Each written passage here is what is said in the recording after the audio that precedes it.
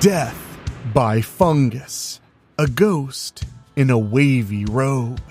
Eerie graffiti near the site where a child disappeared.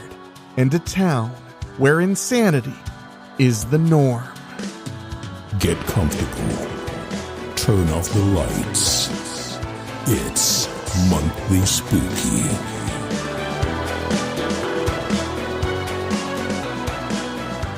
Well, hello, my spookies. It is indeed that time of the month.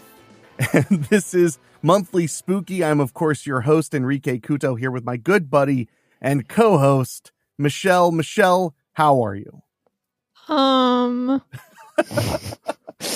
We were having a conversation right before we went on, and I decided that this should be shared because I was talking about bleaching my teeth, and Michelle was talking about bleaching her teeth in the past.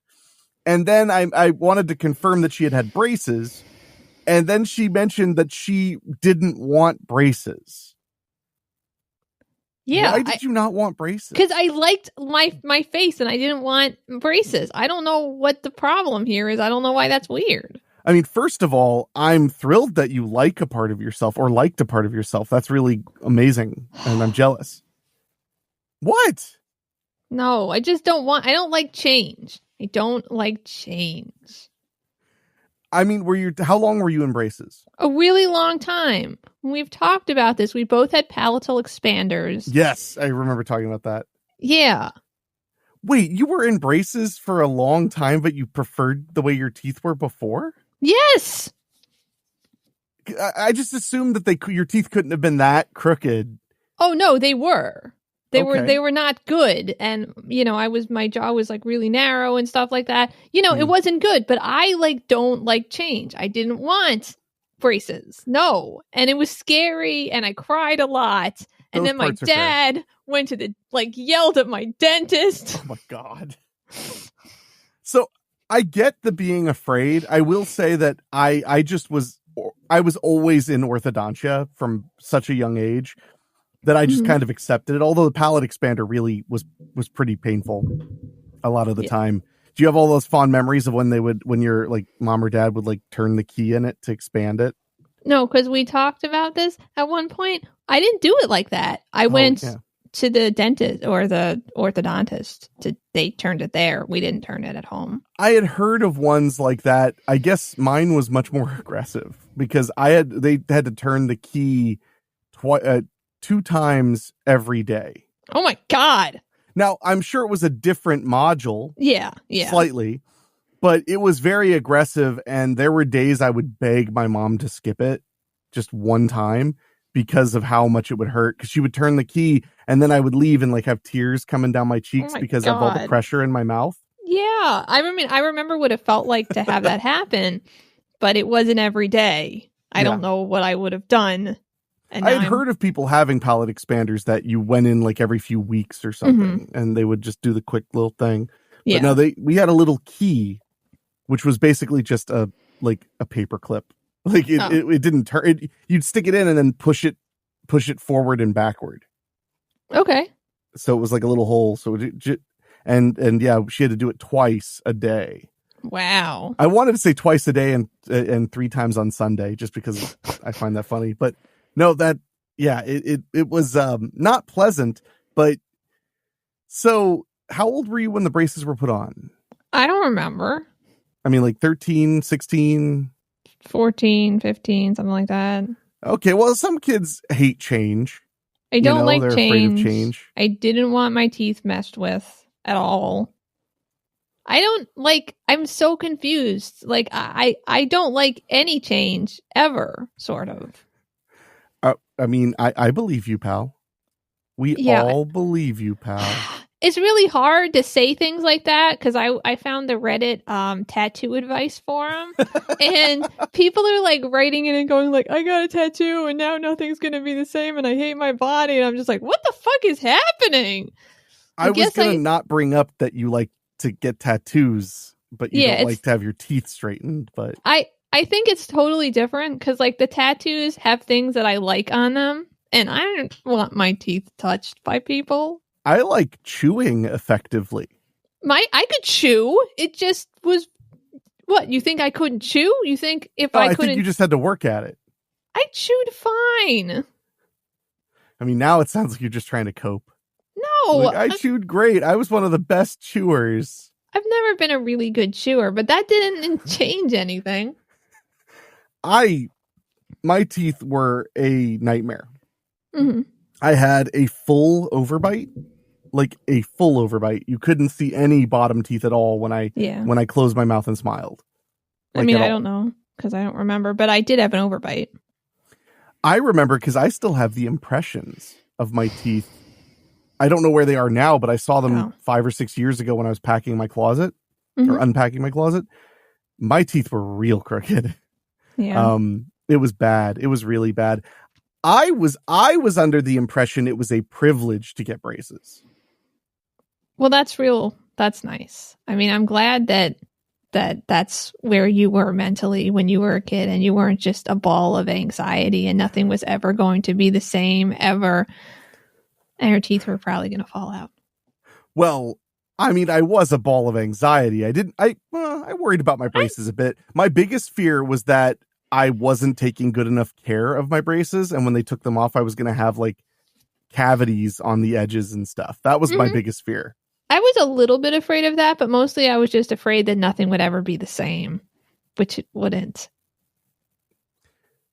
But it became the same. I mean, you've lived more of your life with your teeth straightened than you did without them. So that's normal now, like way normal.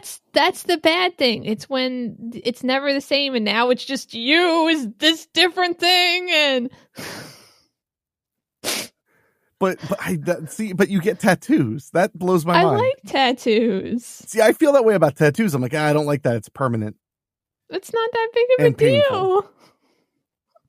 It also hurts. I don't like pain. It's just skin. And also... It's my skin. I made it. It's mine. Yeah, and you can make patterns on it and stuff. And it doesn't hurt that much. If it's more than none, then it's too much pain. Oh, come on. It's not more than none. It is more than none. No. Well, I'm glad you got braces because it's better for your teeth. It's better for your mouth. No, it's not true. Is that based on anything or is that just your feelings? It's probably just my feelings, but I don't know that it's really better. I think I think a lot of it's cosmetic, Oh, there's no doubt that a decent amount is cosmetic. I really did have a problem with my teeth, but my mother had really crooked teeth and she didn't get them fixed until she was in her 40s. Mm-hmm.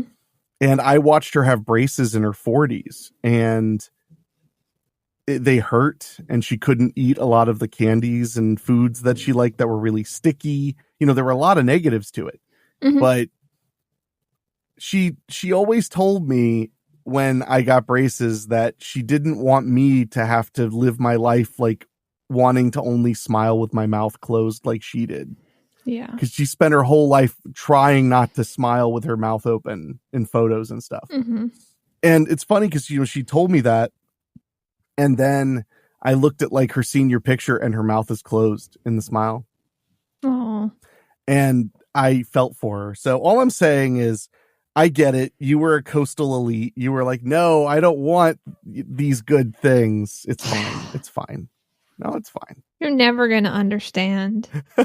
Not this one. This one I won't. I'm so glad. You realize I still wear my retainers. I know, and I would too, but I was so afraid I was going to swallow it that I'd have like nightmares about it, so I had to. I find retainers hard to take out. Oh, I don't. How would you swallow? For the record, when I first got a retainer, I was afraid I'd swallow it. For the record, to work on that. Yeah, I had to work on that fear. Yeah.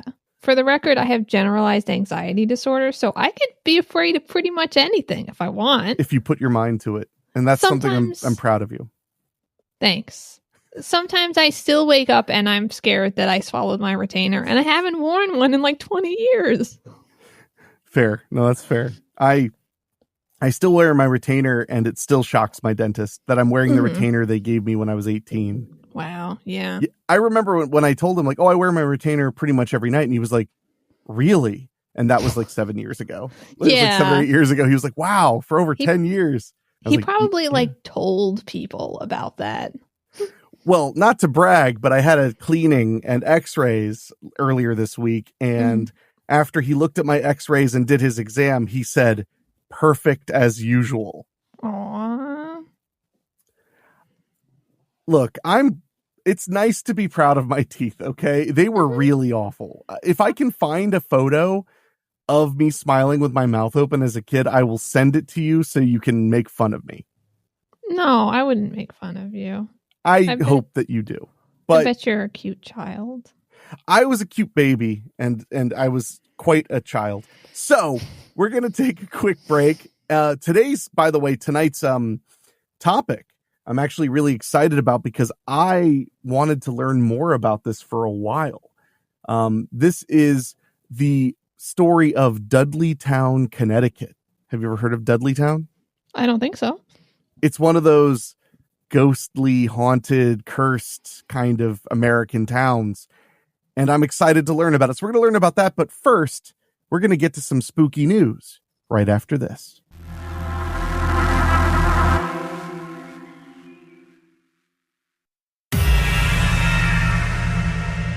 All right, it's time for the spooky news.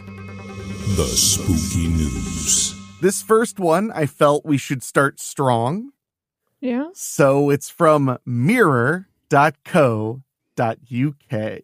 Yay. Yeah, they always come through with weird, creepy stories that sometimes are just basically commercials. So I'm excited to read one here with you.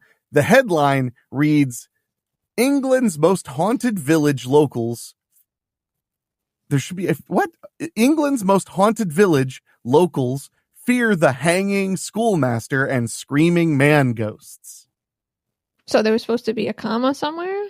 Yeah, I feel like it should be locals of England's most haunted village would be a lot easier to understand. Yeah. But yeah, they're the locals. But I like how they fear the hanging schoolmaster and the screaming man ghost. They're like, we don't fear the reading woman ghost. It's just she's sitting there like reading. Like every now and then she licks her finger and turns the page and people are like, oh, that's fine. Yeah. I'm not that scared. They used to do that a lot. You don't got to worry about that. I remember when COVID was first like happening at the grocery store being like, oh my God, I can't lick my finger to open the plastic bag because I feel weird, you know? I never started doing it again. And it's been I never did either. Yeah.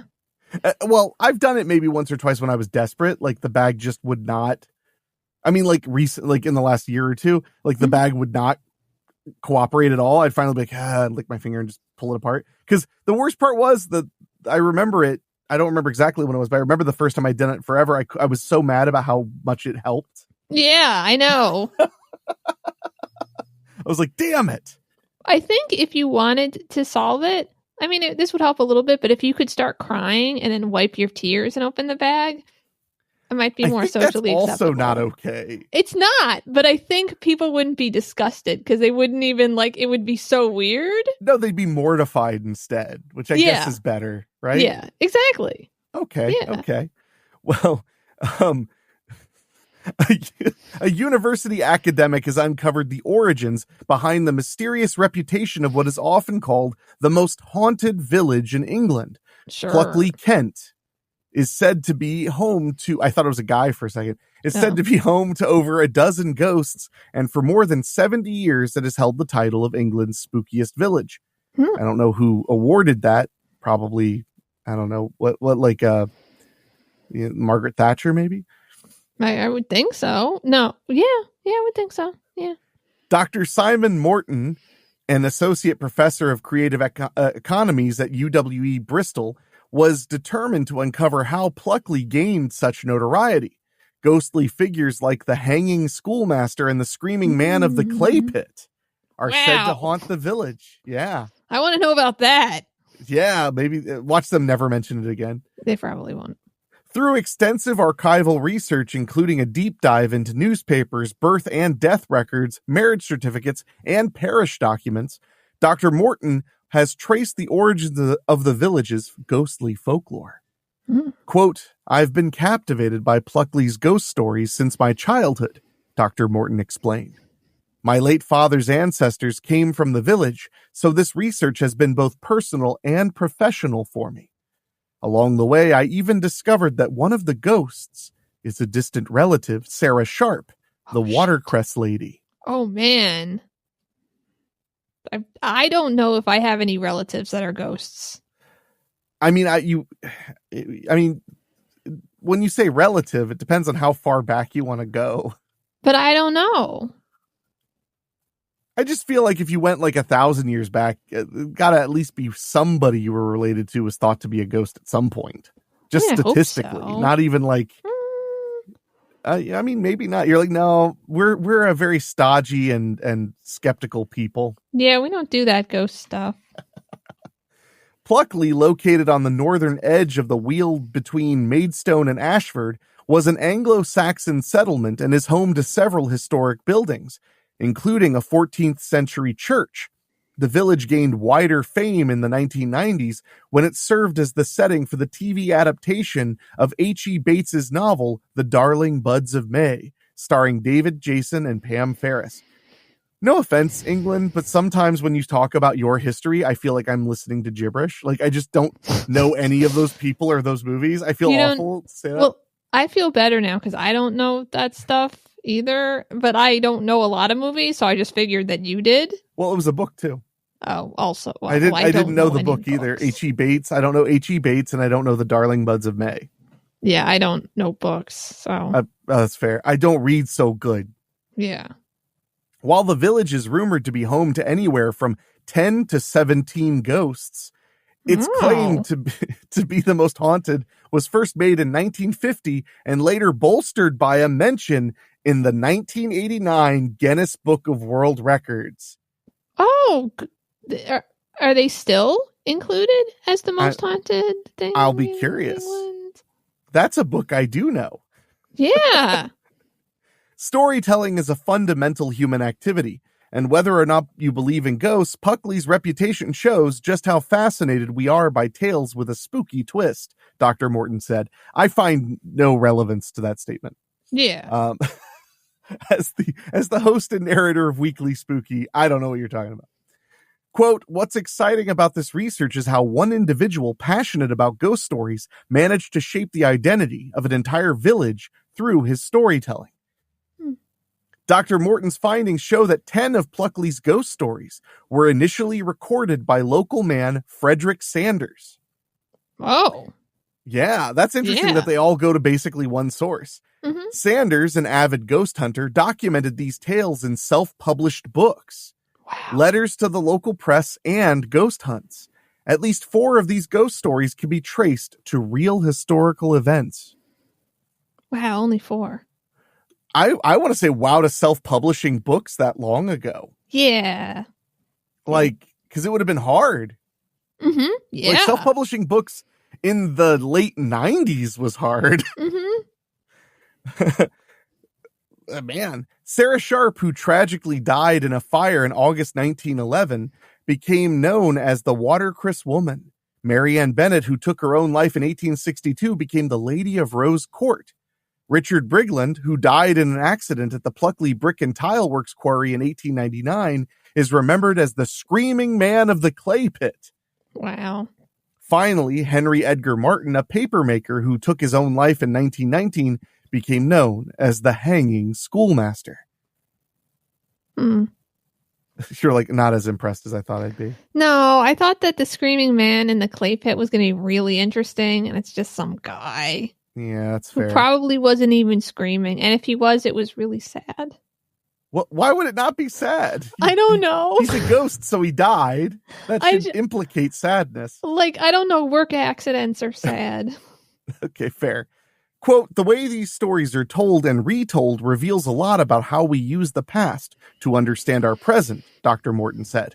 Local rumors take on a life of their own, personal tragedies turn into sensational gossip, and sometimes social prejudices cloud the real lives of the people behind these stories. Ultimately, it's a reminder that real people and real places are behind these tales and that they deserve our respect. Okay. Well, some of them. Some of them. Not that lousy screaming man. Yeah. Dr. Morton's paper, Frederick Sanders and the Origins of the Most Haunted Village in England, is published in the journal Folklore. Okay. All right. See, that's okay promotion because that's interesting. What he discovered is like interesting. Yeah. Yeah. But what will become even more interesting is when we learn about some eerie graffiti going on, I believe, down under in Australia. We'll get to that story after this.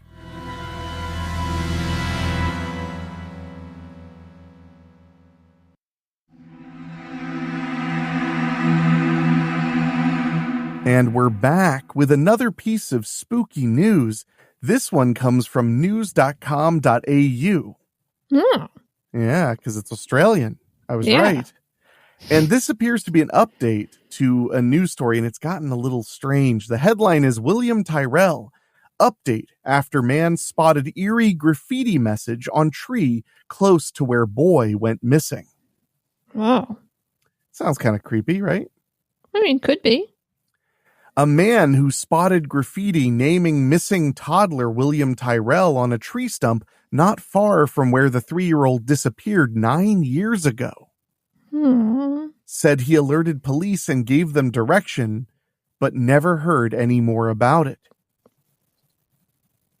Probably because it's a weird thing to talk to the police about. Well, and 9 years ago is a little bit... I don't find it as strange that somebody spray painted the tree if it was 9 years ago. No. If it was like that week or that month, it'd be strange, like really strange.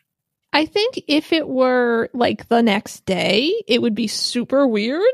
Sure. Like if it was before media got involved, but I think after people know about it, it's not weird anymore. It's just someone who knows about it writing it. I just think if the case is still kind of hot and ongoing, then it's like surprising. But if it's one of those things that people just kind of talk about because it happened a long time ago, then it's like nobody's that surprised that somebody was kind of a jerk because they thought they were doing something that might have been okay, or maybe they were being an asshole, or maybe they just wanted it was in remembrance of him. Yeah, that's kind of what this looks like. Yeah. Bob Carney's told news.com.au he came across the stump only a kilometer from Bird Tree, a well-known landmark in the area around Kendal in New South Wales, from where William was reported missing 2 years ago. Okay, so it was a kilometer away. Isn't a kilometer like not super like little? It's less than a mile. Okay, but a mile is would be far. Like that's weird. No, I agree. This is weird. Mr. Carney said his, quote, stomach churned when the area this week became the subject of calls for a new search. I'm showing you the... Yeah, Jesus. It says Jesus saves William.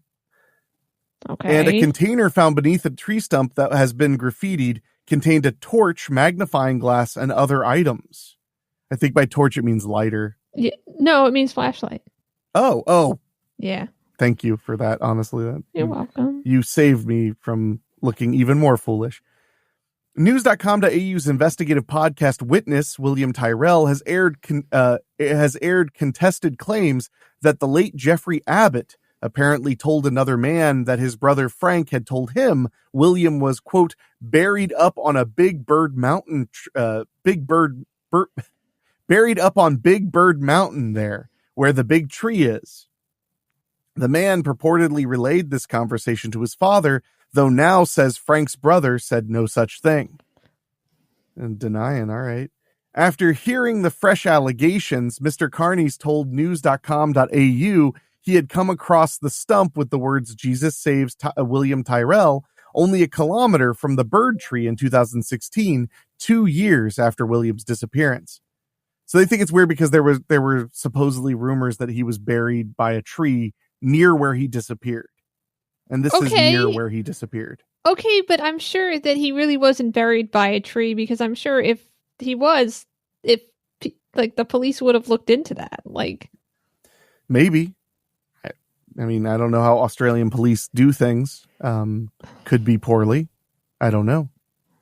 I bet they do a good job. Okay. He was on a trip with his family and took photos because the site was, quote, eerie. Quote, we reported it to the police. They went out and looked at it, called me for directions, and we never heard another thing about it again, he said. Then today I read this and think, Just imagine if this stump was somehow connected. What an oversight it may have been. It sent chills through me when we came across it all those years ago, and still does when I think about it today. It is creepy. It's You don't not find that creepy? No, I think it's sad. I mean, I can understand feeling a little bit like, kind of, if you know about the case and then you come across it, like a little bit kind of disturbed by it. Sure. But I would never contact the police over it. That's it's not a printer. Hey, I thought the printer was a person. No one thought this tree stump was a person. Well, we haven't even finished the piece. Maybe they did. Oh. Quote, who writes something like that on a stump in the middle of the bush? We still don't know what happened to the young fella, but whoever sprayed this stump obviously had a formed opinion. Mr. Carney said there was also a container at the base of the stump under the two rocks with a, quote, torch, magnifying glass, a coin, and a few other items. We notified police about that as well. I've never forgotten about that stump. I believe the police should do a search of this area from the stump to Bird Tree, he said. I mean, maybe they should search. I don't know. Like, I'm sure they've searched. You don't know that. The police, I mean, the police could have said that then. They haven't said anything, it appears. Well, but like, it doesn't make any sense. And the stuff under the tree, one of them is a flashlight. Well, yeah, the person who was spray painting was probably doing it at night, so they didn't get caught. Like, and why then the magnifying glass, though? Oh, that I don't have any idea. So and they why you get a coin? Well, maybe it was a bus token. And maybe the magnifying glass so that they could get the lines like really precise, and they were like checking to make sure. And how about the few other items? Yeah, you're right. That's really suspicious. Checkmate. Mr. Carney said he guessed authorities had looked into his report, but, quote, at the end of the day, it's just the eerie, uncomfortable feeling in my gut. It was just a strange thing to come across in the middle of the bush. We all agreed it was creepy, he said. Mr. Carney said that when police conducted a fresh search of land in and around Kendall, they didn't go as far as Bird Tree, and he wished they had. Quote, I was saying at the time, I reckon they need to keep going further out to near that stump, he said. There you go. They haven't searched there. Or at least he thinks they haven't. Well, yeah, according to this news piece. According to this random dude who found a stump that he freaked out about. According to the journalists who were responsible for publishing this. Yes. Former New South Wales detective Peter Hogan has called for authorities to, quote, thoroughly investigate Abbott and said he, quote, must be subpoenaed to give evidence at the coronial inquest. I'm guessing that's a thing there. A thorough investigative search is required to be conducted by police at Bird Tree to locate Williams' remains or rule out the location, Mr. Hogan said. Quote, you cannot simply ignore the possibility that he may or may not be buried there. It sounds like there's a lot of inaction. I mean, a former detective also says, like, why not make sure? Okay, I'm just saying, do they just never do graffiti in Australia or something? I'm so confused right now. Well, you are near Philadelphia, so like no graffiti to you is like quite a bit of graffiti to other people. I mean, I wouldn't say quite a bit, but okay. Philly's not even a big graffiti town. Not anymore, because everybody gets shot while they're painting the walls. So, oh yeah. We're gonna take a quick break, and then we're gonna be back with a story about baby monkey kidnappings. Oh no! Right after this.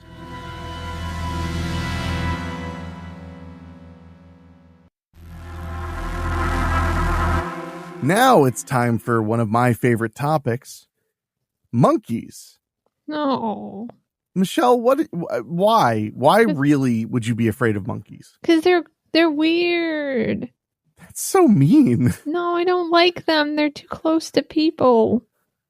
Well, that's really mean. No.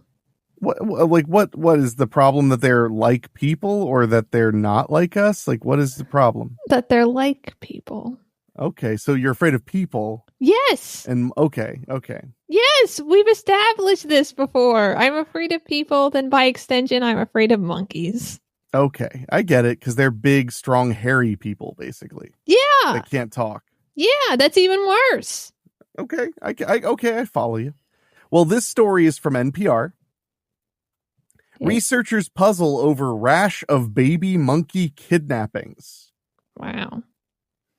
On an island in Panama, a fad that one researcher called viscerally disturbing has recently taken off among a group of young male monkeys.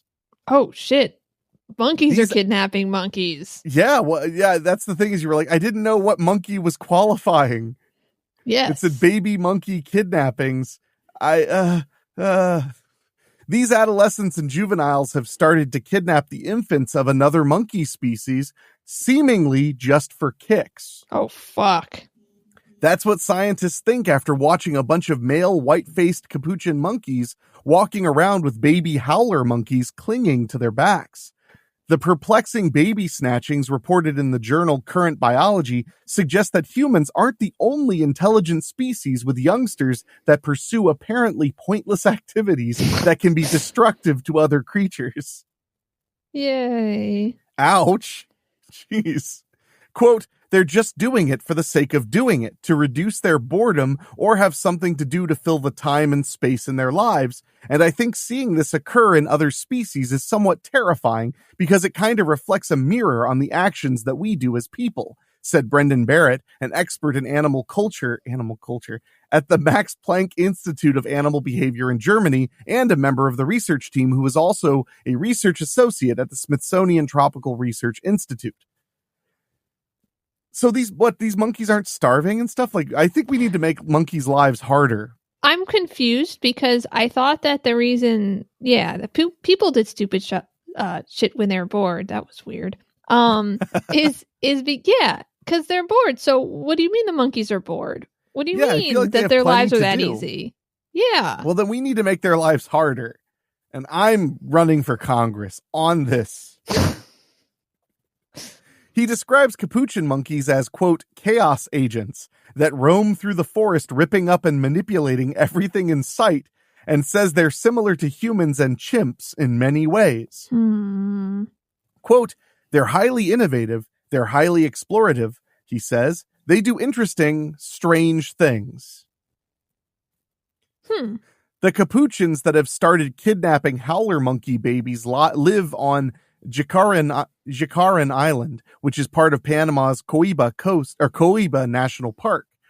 Unlike mainland capuchins, these island monkeys have figured out how to use stone tools to break open hard food items like seeds, crabs, and coconuts. Maybe that's why they're lazy now, because they have like plenty to eat. Yeah, because they're eating stuff they were never meant to eat, or meant to eat.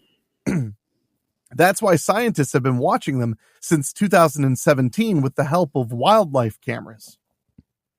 Zoe Goldsborough, a behavioral ecologist with the Max Planck Institute of Animal Behavior and the Smithsonian Research Associate, was reviewing camera footage when, to her surprise, she saw a capuchin carrying a howler monkey baby. Quote, it was not something we'd seen before. It's not something I'd heard of happening, says Goldsborough. There was, I think, a split second where I wondered if it could just be a capuchin monkey that looked very weird. But then it was very quickly clear that it was a different species. Yeah. Michelle's like fascinated and terrified by this. This is great. The look on your face is great. Curious, she started looking through more of the footage, and it became apparent that this wasn't just a one-off. It happened repeatedly, starting in January of 2022, when a particular immature male that the researchers call Joker seemed to be the innovator of this new activity. Wow. Joker is recognizable because of a small scar on his face, says Goldsborough. I mean, I know that it's obvious scientists are fucking nerds, but what a bunch of nerds! Yeah. And over a few months, also that's mean. It is mean. Should just call him Scarface, be a real jerk. Like, just be mean. And over a few months, the cameras caught him carrying around 4 different infants, holding on to each of them for up to 9 days. Oh, shit. Are they okay? That's what I'm curious about, is like, what happens to the babies? Yeah. Like, do they get returned, or do they die? Or like, I mean, because if they're with them for 9 days, they must be feeding them, I would assume. or they're dying. Yeah. This was a tragic development for the baby howlers as they had no nourishment and noticeably deteriorated over time. Oh my God. They're just like they're like the foo-foo dogs in the purses of the rich ladies. Like, except they're not feeding them or taking care of them. You don't know what's happening to those foo-foo dogs. I think that they're loved so Quote, much. You wish. That's just your dream. Oh. They're likely probably dying from dehydration or lack of nutrition, says Barrett, who notes that these babies need their mother's milk and that several were actually seen dead in camera footage. No! I mean, it's kind of like otters kill baby seals. They just do. Well, I mean,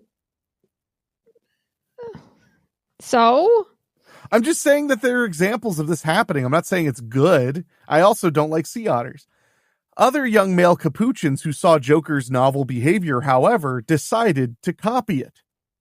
Starting in September and over a period of 6 months, the researchers saw 4 other immature males, 2 subadults and 2 juveniles, carrying around howler infants.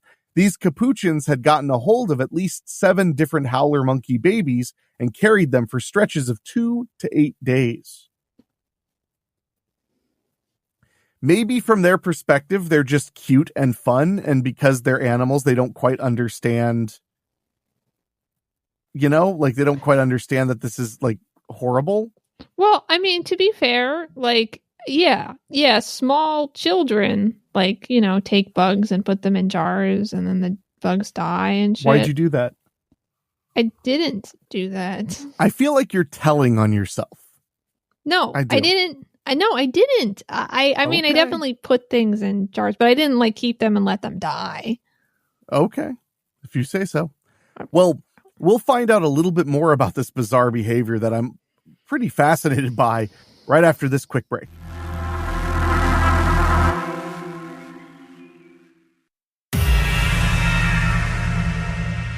Okay, Michelle, put down that jar of bugs because we're going to keep learning about these monkeys stealing babies. Although animals do sometimes adopt the young of other species that are lost or abandoned, this doesn't seem to be the case here, in part because of the sheer number of babies. Plus, researchers could hear adult howler monkeys calling back and forth with the infants who would sometimes try to crawl away. Oh my God. Camera footage showed one occasion where an adult howler came and tried to retrieve a baby, and the capuchins scared it off. So I do want to just say, I think it's a little different than kids and bugs and stuff because it is the same sort of type animal, Yeah. So I don't know if they can understand each other, but they must understand that they have similar things going on. I mean, I think you're probably right. It's hard for me because I'm a big believer in you have to be careful not to overly humanize an animal's way of understanding the world. Mm-hmm. It's unfair to the animal to just assume that the way we reason is perfect, so they reason like us. Mm-hmm. It's not really a fair thing. So it's possible that their understanding of life and death with a baby just doesn't click, especially when they're juveniles at all. And it may only click because they're exposed to a hormone or just some kind of a thing with their own young. It's tricky. I'm not saying that this is fine. This is horrible, but it's also just fascinating because it tells you a lot about what kind of mentality these monkeys have. It's very strange and sad. It is sad. I will happily save as many howler monkeys as I can and bring them to you, Michelle. No, I'm scared of them. Well, they're scared of the capuchins, so you have something to bond over. Let's put them somewhere else. It's not my house.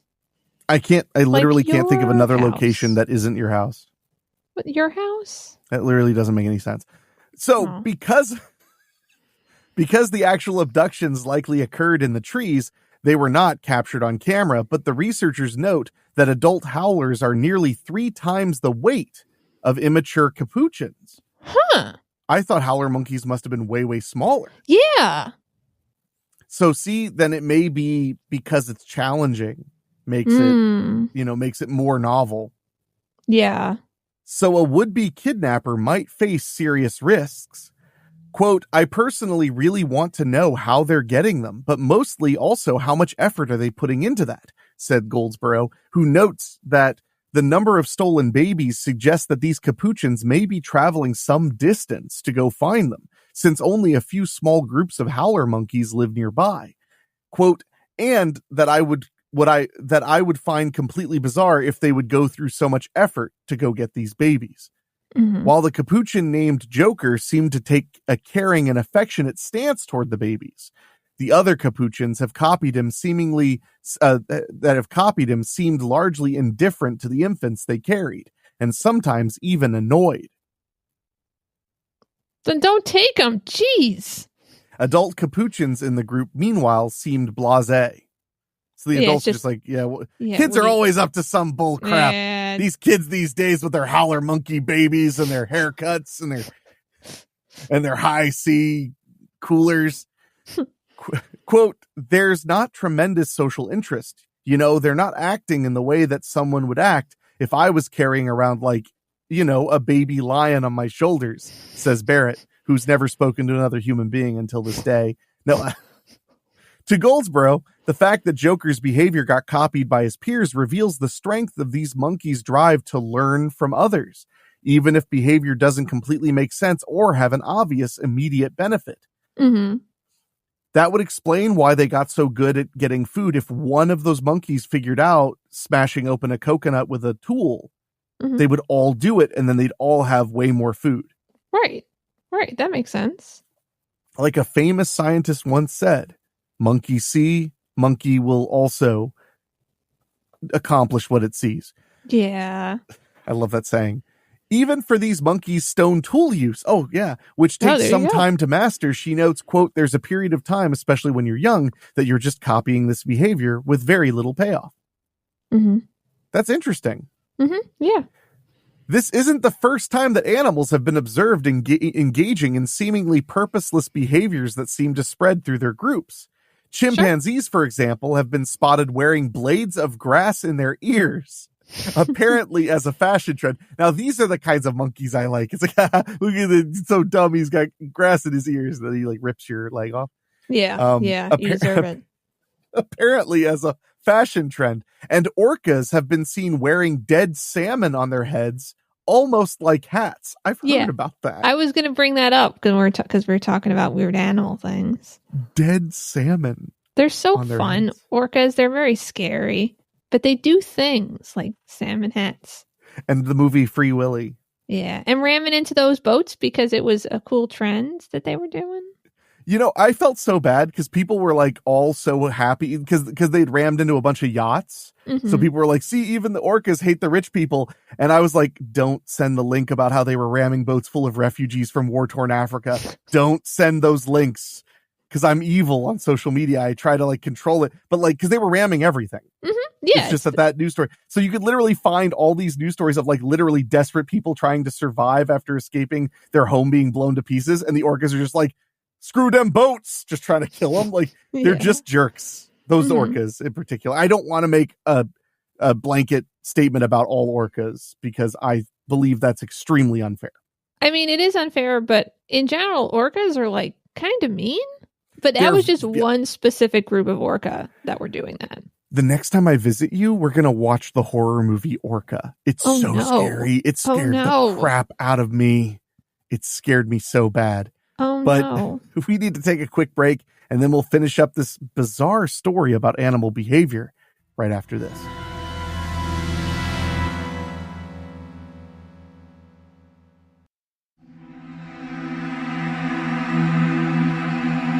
All right, a little bit more of this fascinating story about baby monkey kidnappings. I'm going to be thinking about this all week. Mm-hmm. It is unusual, though, to capture the rise and spread of a new trend solely by using footage from remote cameras. Quote, so that was kind of an exciting thing, says Barrett. Wow, Barrett is awkward. Finding another way of studying animal culture. For the howler monkey's sake, he hopes their cameras catch the extinction of this hobby. Mm-hmm. Yeah, hopefully it'll just end. I'm still shocked if the howler monkeys are so much bigger. I'm surprised they don't just start killing them. I'm wondering if maybe the juvenile male things are going in groups and they're just, and maybe the howler monkeys for some reason aren't banding together. And maybe in a truly cruel irony of life, the capuchins are better at howling and scare the howler monkeys away because their call is meaner. Oh, that would be a really cruel irony right there. That would be bad. Yeah. Yeah. No, something like that's got to be going on. Mm-hmm. Because the baby snatchings have got to be hitting the local howler monkey population hard, as these monkeys don't reproduce often and have only one baby at a time. Oh, man. One of the things the researchers want to understand now is if the howler monkeys will start to change their behavior to adjust to this terrifying and unexpected new threat on an island that has long been a kind of safe haven with no large predators and abundant food. See, now it all makes sense too. There's abundant food, so the monkeys are getting bored. Yeah. Yeah. I'm going to be at the mall sometime. Just like, I'll be like, man, I'm bored. I just grab a baby. Just like, yeah, it's a baby. I mean, that sounds terrible, but yeah, go for it. I mean, I'm in. You got bail money, I know. So, the easy living on this island actually may be why the capuchins have the time and freedom to try doing random things that lead to activities like tool use or kidnappings, the researchers say. Mm-hmm. Quote, we know that in humans, said Goldsboro, boredom is incredibly conducive to creativity and innovation. Yeah. For these island capuchins, grabbing howler monkey babies may simply become, quote, something to do to pass the time, says Barrett. Quote, in a kind of a boring environment where it's relatively safe to come up with these potentially risky innovations. Maybe we're wrong. Maybe we're looking at this all wrong. Like neither you nor I has ever kidnapped a baby howler monkey. Maybe it's really awesome. I'd be with you on that if they didn't say that the other males besides Joker were kind of annoyed by the babies after they caught them. Yeah. It's kind of like the kid who gets the teenage girl who gets like her navel pierced because all her friends do. And then she's like, this thing hurts all the time. And like, it's going to close up, but I want to take the ring out. It's the same thing. It's literally the same thing in every way. But it's identical. But I don't know how that didn't just prove what I said. No, I was agreeing with you. Oh, okay. No, I was just giving an example of yeah, it's very common for things people are doing because they're novel to actually annoy most of the people doing it. Mm-hmm. Yeah. Like, man, this actually sucks. Why am I doing this? Well, I'll keep doing it. Yeah. Christopher Croupier, who studies cognition in primates at Johns Hopkins University and wasn't part of this research team, says he's seen other primates in captivity capturing and playing around with animals that they don't eat. Quote, in this case, the innovator may have been driven by curiosity and interest. And given how social and cultural capuchins are, other observers may have started copying that behavior. Mm-hmm. He thinks the camera trap footage is, quote, a huge asset to this research program, but it would be helpful to have more direct observations of the capuchins and how they interact with howlers to better understand how these infant captures occur, as well as how they spread. Yeah, sure. Yeah, capuchins are a, quote, notoriously cultural species, showing all kinds of adaptive cultural traditions like using tools to obtain food, but also many arbitrary ones, he notes.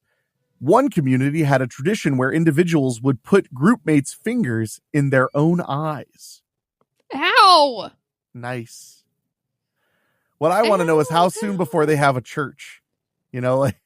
Sounds like they might already. Now all these capuchins are hanging out in a building, but only on a certain day of the week. Fascinating. You foolish apes.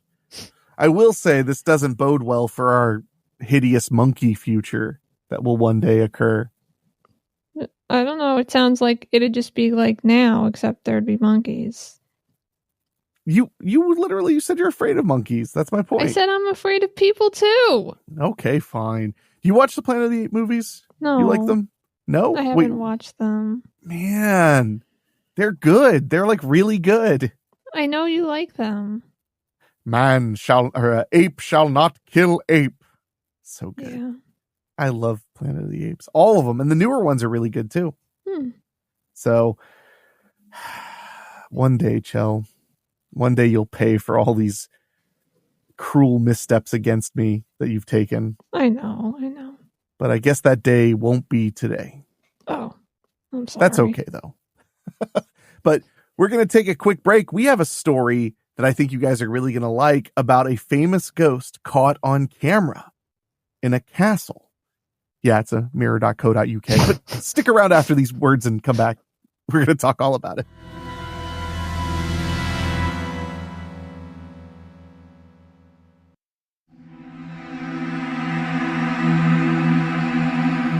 We have returned with a story. Why are you making that face at me, Chell? I don't know. Okay, fine. This one's from mirror.co.uk. The headline is Famous Ghost Caught on Camera Lurking in Doorway of Oxford Castle. Yeah. And I'll show you this, Chell. That right there is the ghost. Wow, that actually looks like a ghost, like a person a bit, although it also looks like a hanging piece of fabric. Yes, it does. Or yeah, it could be like a hood, or it could even be like a shirt or like a long dress nightgown thing. But I can see like a nose and eyes. Like, I mean, obviously it's because that's what people do. Yeah. I'm not saying I'm like, that's what I'm saying I see that, not that it's there. Mm-hmm.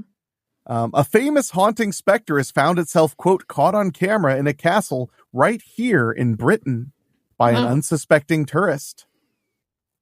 The picture taken shows a cloaked white figure stood in a doorway's shadow, believed to be a famous ghost. Ooh, I love this. It says spookily. It literally says spookily. Spookily, its exact location is linked to the historical Empress Matilda's 12th century escape during the siege. The daughter of King Henry I, Matilda is believed to have been the muse for hit series character Rhaenyra Targaryen, the fictional queen of the Game of Thrones spin-off House of the Dragon. Yeah. The picture was taken by a backpacker in St. George's Tower as they attended a daytime tour of Oxford Castle. Oh, there's that picture again. Yeah. It does look creepy.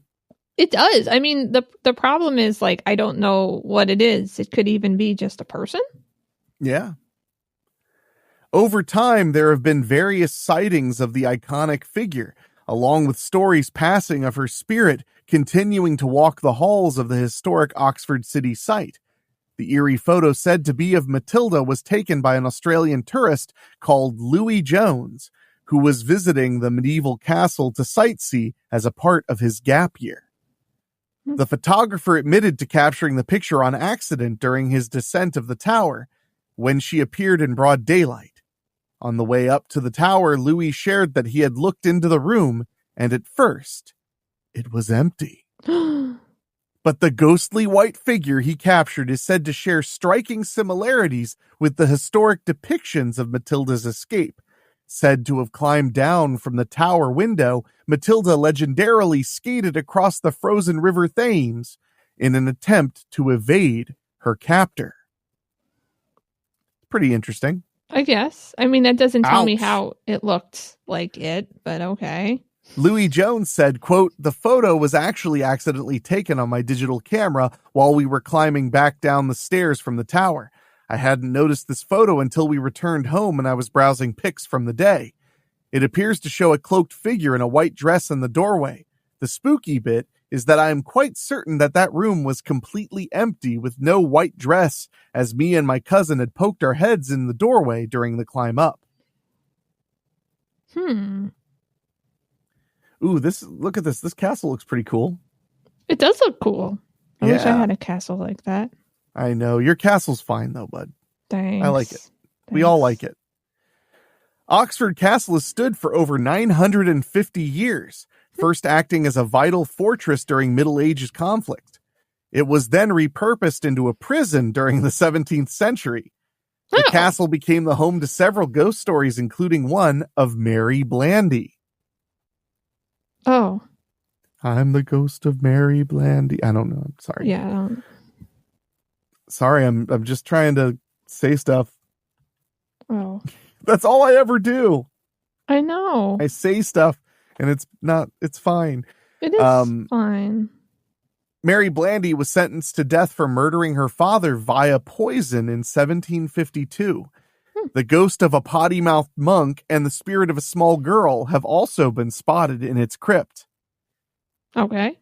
In an attempt to find answers to explain this unbelievable photo, Louis asked, quote, "I am wondering if anyone from Oxford or who is familiar with the castle can help explain my spooky photo.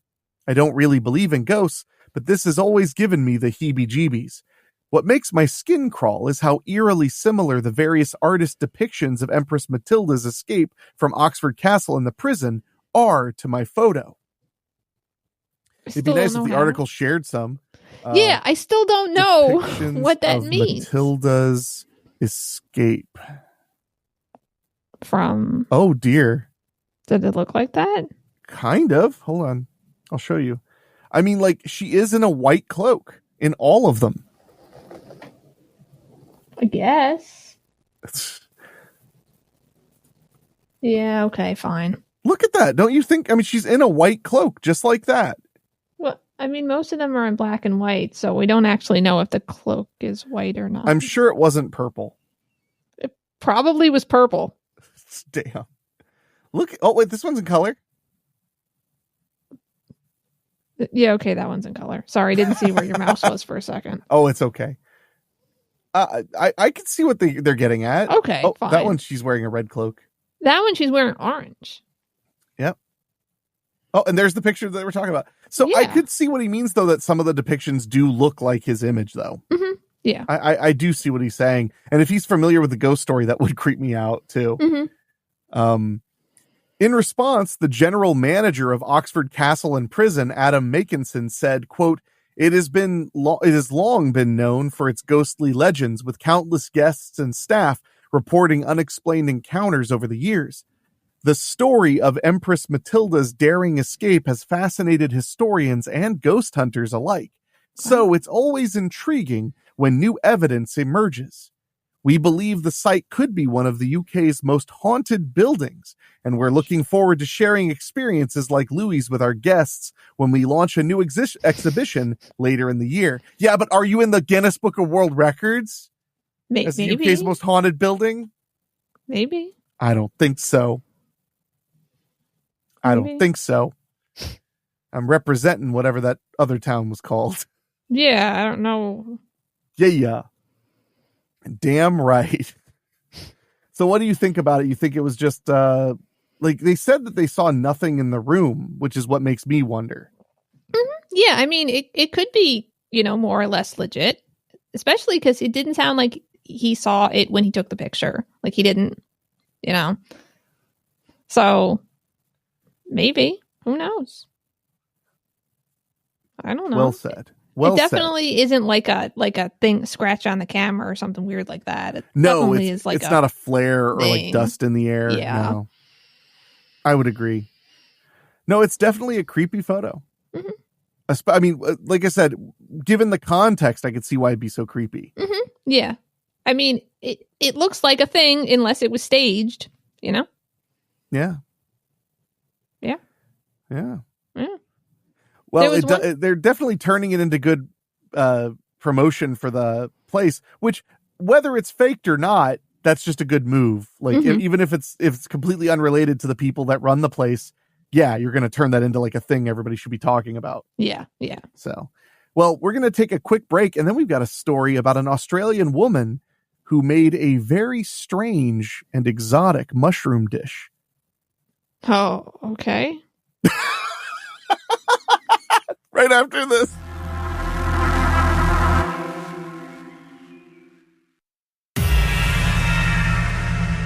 All right, we got this story from NPR that confused Michelle. I'm sorry, my tease wasn't perfect for it. I tried my best. I didn't think it was bad. I just was confused or something.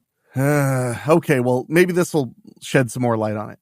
The headline is, an Australian woman is on trial for murder by toxic mushrooms. Okay. Here's what to know. Which kind of mushrooms? Yeah, and how'd they taste? You can taste toxic mushrooms if you want.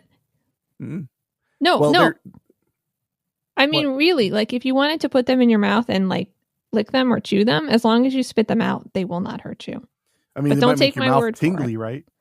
I like how you just said that and said, but don't believe my advice. No, like because it's from the AI. It's like I don't want you to accidentally kill yourself over something that I know is true, but I'm afraid now it might not be true. So don't do that. Okay. I'm not a doctor. I'm just an AI.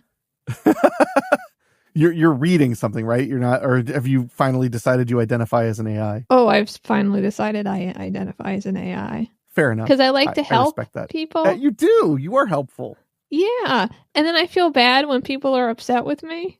Yeah. So, and I make things up sometimes. Also true. Yeah. A suburban Australian mom is standing trial on charges of poisoning several of her estranged husband's relatives with, drum roll, death cap mushrooms. Oh no! At a home cooked meal, killing 3 of them in a case that has made headlines around the world. Man, killed 3 people. Well, it is death cap mushrooms. Yeah.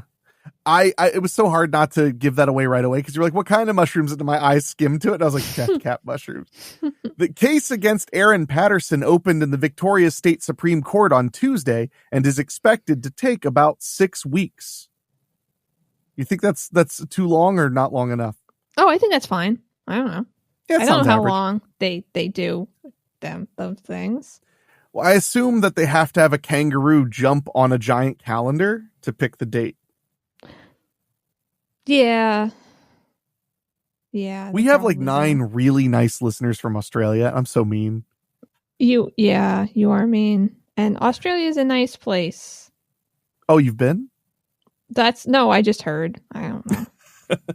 I heard that from a howler monkey baby. Yeah, exactly. That I was carrying around. Yes. They're just really fun. They're just fun.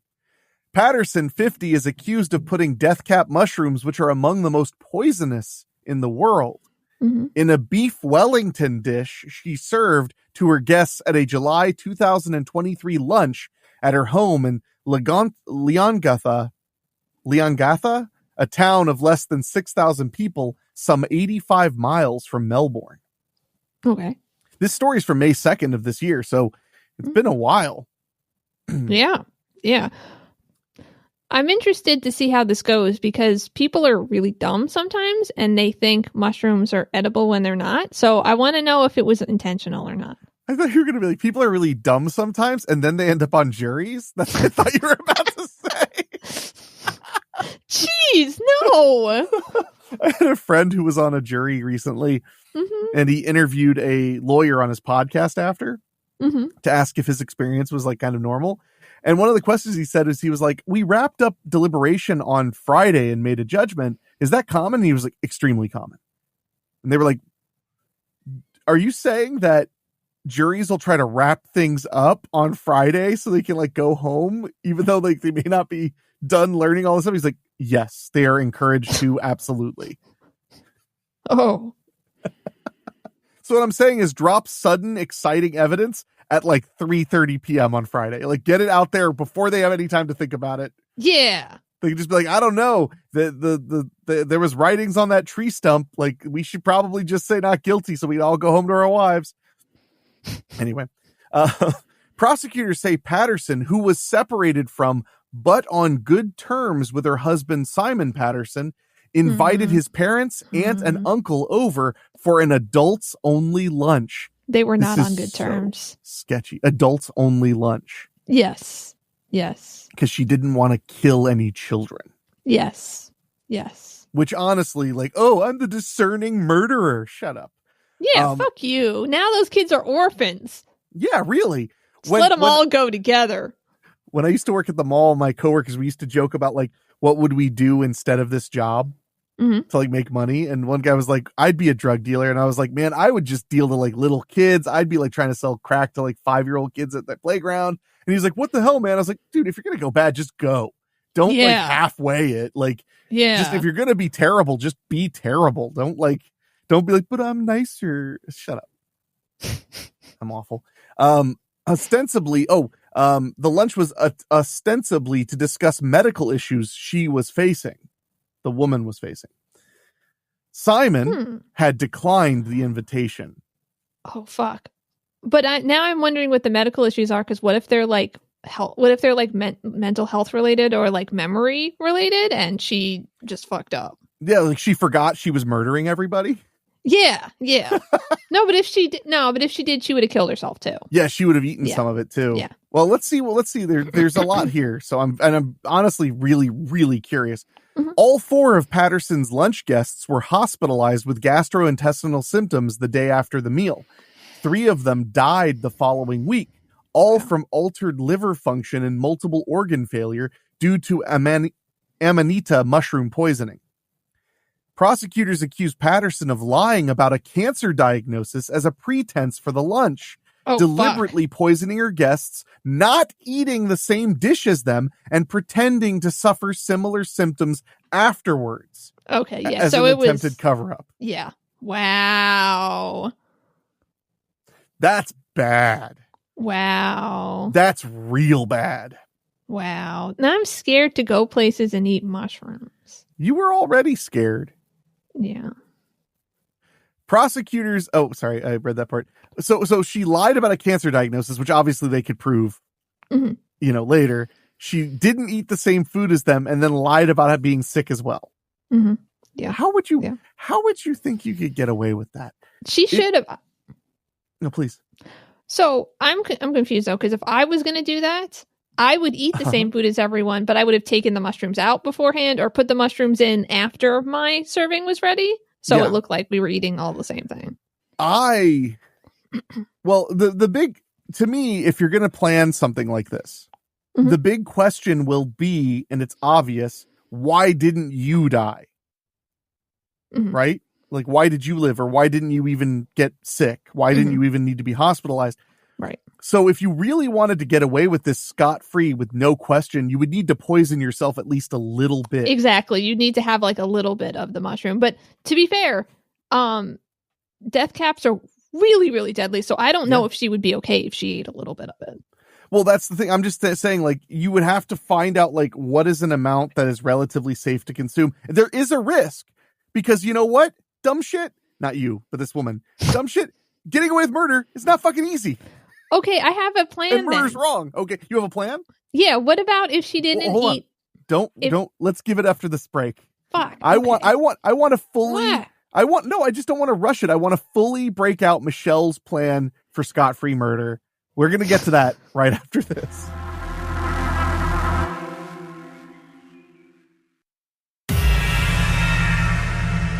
We have returned, and as promised, Michelle is going to break down her scot-free murder plan. Oh, I forgot what it was. Oh, hell, come on. So I think that, like, what you should do is she shouldn't eat the mushrooms. She should just eat something that would also make her sick. And maybe sick enough to go to hospital but not kill her. Like, she should have researched something that she could take, you know? So the symptoms were similar, but not the same. But they could do a toxicology screening because they figured out what poisoned everybody else. Well, maybe you're right. Yeah, I guess she's gonna have to hope that she doesn't die. Maybe she can do that thing where she gets acclimated to the poison by like having little bits of it for several years. But the other problem is all she needed was a little bit of it in the first place to get sick. Yeah. Yeah, I'm just saying, yeah, you're right. I mean, what I'm saying is she should have eaten like the tiniest bit of it and not any more. Like, and then eat not those mushrooms, while they're eating together. That way nobody would be suspicious. She might die. But this is such like, wow. The more details come out, the more I'm just like, wow, this lady is stupid. And I'm guessing she thought all 4 of them would die. Yeah. Because if all 4 of them had died, then maybe nobody would know about the fake cancer claim and stuff like that. They could get away. She could get away with that. But since one person lived, they were able to go, we all ate at her house. She had us over for this thing and this thing. And then the cops were like, all right, yeah, we'll go look at that, and then they threw a boomerang at her. And I'm sorry, Australian friends. I'm being a jerk. No, this is just, wow. Yeah. Like, this is like, again, no offense to Australia. This is like Florida level. Yeah. Oh. Quote, you do not have to be satisfied what the motive was or even that there was one, prosecutor Nanette Rogers told the jury on Wednesday. The prosecution will not be suggesting that there was a particular motive to do what she did. Mm-hmm. Patterson also pleaded not guilty to 3 counts of murder and 1 count of attempted murder. Yeah. Patterson has... Oh, sorry? I said as they do. Well, yes, they do. Patterson has repeatedly denied deliberately poisoning her guests. Her legal team says she ate some of the meal herself and did genuinely get sick, just not as severely as the others at the table. Quote, the defense case is that she didn't intend to cause anyone any harm on that day, her lawyer Colin Mandy said in his opening statement. The defense case is that what happened was a tragedy and a terrible accident. Thank goodness no children were allowed to come. And thank goodness she didn't actually have cancer. She dreamed it.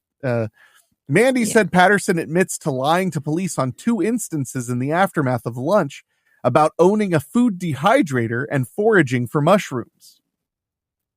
She didn't forage for mushrooms? She admits to lying to police on 2 instances in the aftermath of the lunch about owning a food dehydrator and foraging for mushrooms.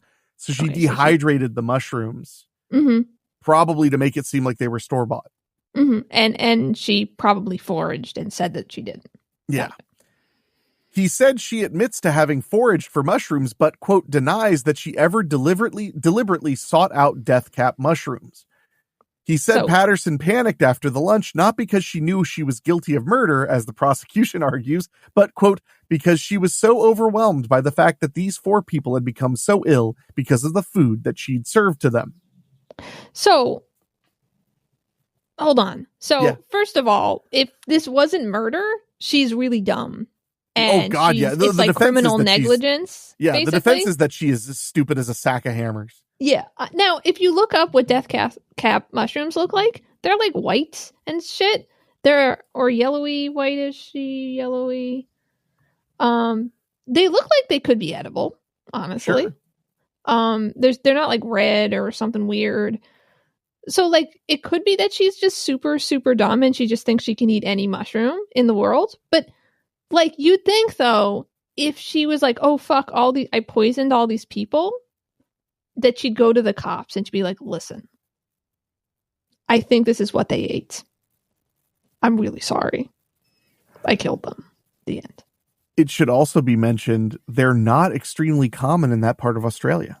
Really? You would have to really look for them. Mm-hmm. And apparently they are really only prevalent in cooler areas and at cooler times of year. So it's possible that she cultivated them for a little while. Mm-hmm. And then, I mean, she dehydrated them. So she might have been saving them up. This looks bad. It does look bad. Yeah. Oh my gosh. And also, if she was foraging mushrooms and like dehydrating them and stuff, she's never eaten one before. She was just like, oh, I'll just not ever eat them myself. But I do this all like, no. And there's no evidence that the police say flat out, like, she clearly faked being sick and didn't eat the food they were eating. Mm-hmm. Yeah. And yeah, I mean, it's not like she went to the hospital too.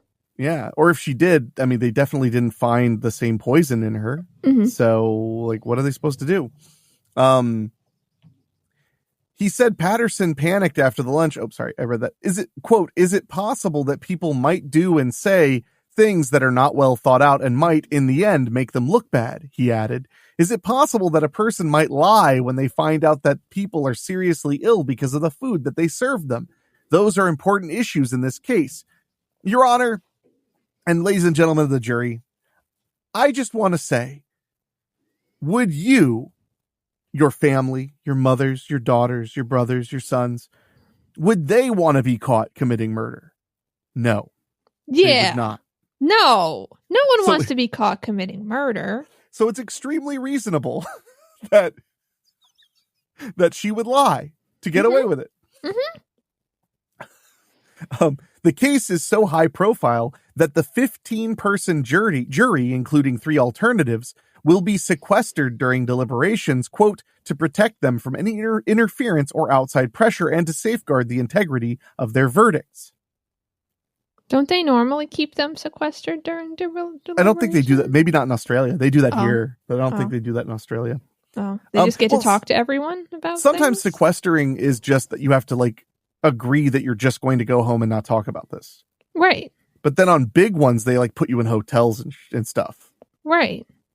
But they don't do either in Australia usually? I mean, to be honest, I don't know much about their justice system. And frankly, when I look into foreign justice systems, I'm almost always terrified to ever use my passport. So, so nothing against them, but I don't know.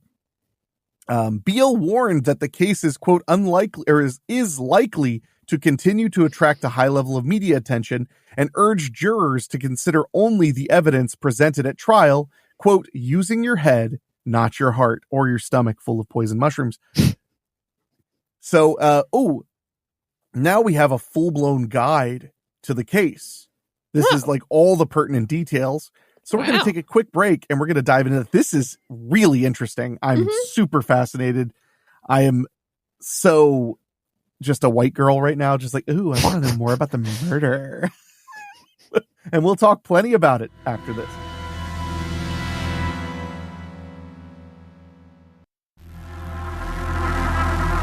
We have returned with a little more detail about this mushroom poisoning in Australia. This one gets weirder the more you learn about it. Mm-hmm. Yeah. My Lord. So this is what they call the guide to the case from NPR. This is supposed to give us all the pertinent details. The first piece is, what was Patterson's relationship? Aaron and Simon Patterson met while working at the local city council. Oh, they're politicians. She did it. And got married in 2007. Oh. In the first days of the trial, Simon testified that Aaron, who previously worked as an air traffic controller, took online classes and mostly worked as a homemaker during their marriage. Okay, learning about mushrooms. Got it. Do you have a problem with air traffic controllers? I feel like you were about to say something. No, I think that's cool, actually. That's not a bad job. I watched, I wish I could remember the name, but I watched a movie about air traffic controllers, like an action movie, and it was the most ridiculous thing ever. It made it seem like every night is like pulse pounding, like keeping people from mass death every night. Like it was the weirdest movie. Maybe they were just talking about what's going on in Newark right now. Oh, no one talks about what's going on in Newark right now. Everyone's talking about what's going on in Newark. This is the first I've heard about it. You haven't heard about the insane stuff that's going on in Newark right now? No, I don't know anything about it. I'm not lying. The Newark airport is like a disaster. The systems keep going down. Air traffic controllers, they were short because they all had to take mental health vacations because of how bad it was. Living in Jersey's hard. No. The government said, hey, can you reduce flights from Newark since everything is a disaster? So they're reducing flights. It's a big deal. I mean, it sounds like a big deal. I'm not saying you're lying or that it's not a big deal. I just had not heard anything about it. Oh. I'm sorry. It's important. I always flew out of JFK. I know. I don't know why that makes you so mad. We're all very worried. Oh. As he explained, the two split up and reconciled multiple times over the years before permanently separating in 2015. Wow. They permanently separated in 2015, so it was a long time later. Yeah. It's like plenty of time to gather up mushrooms and come up with a really stupid plan. Yeah. He described their relationship as strained toward the end, but friendly, quote, most of the time. Yeah. Yeah, she was like, no, he's a good guy. I appreciate the life we had together. I'll kill him. No, he's a nice guy. I just want him dead, but it's fine. The two, this makes me so sad.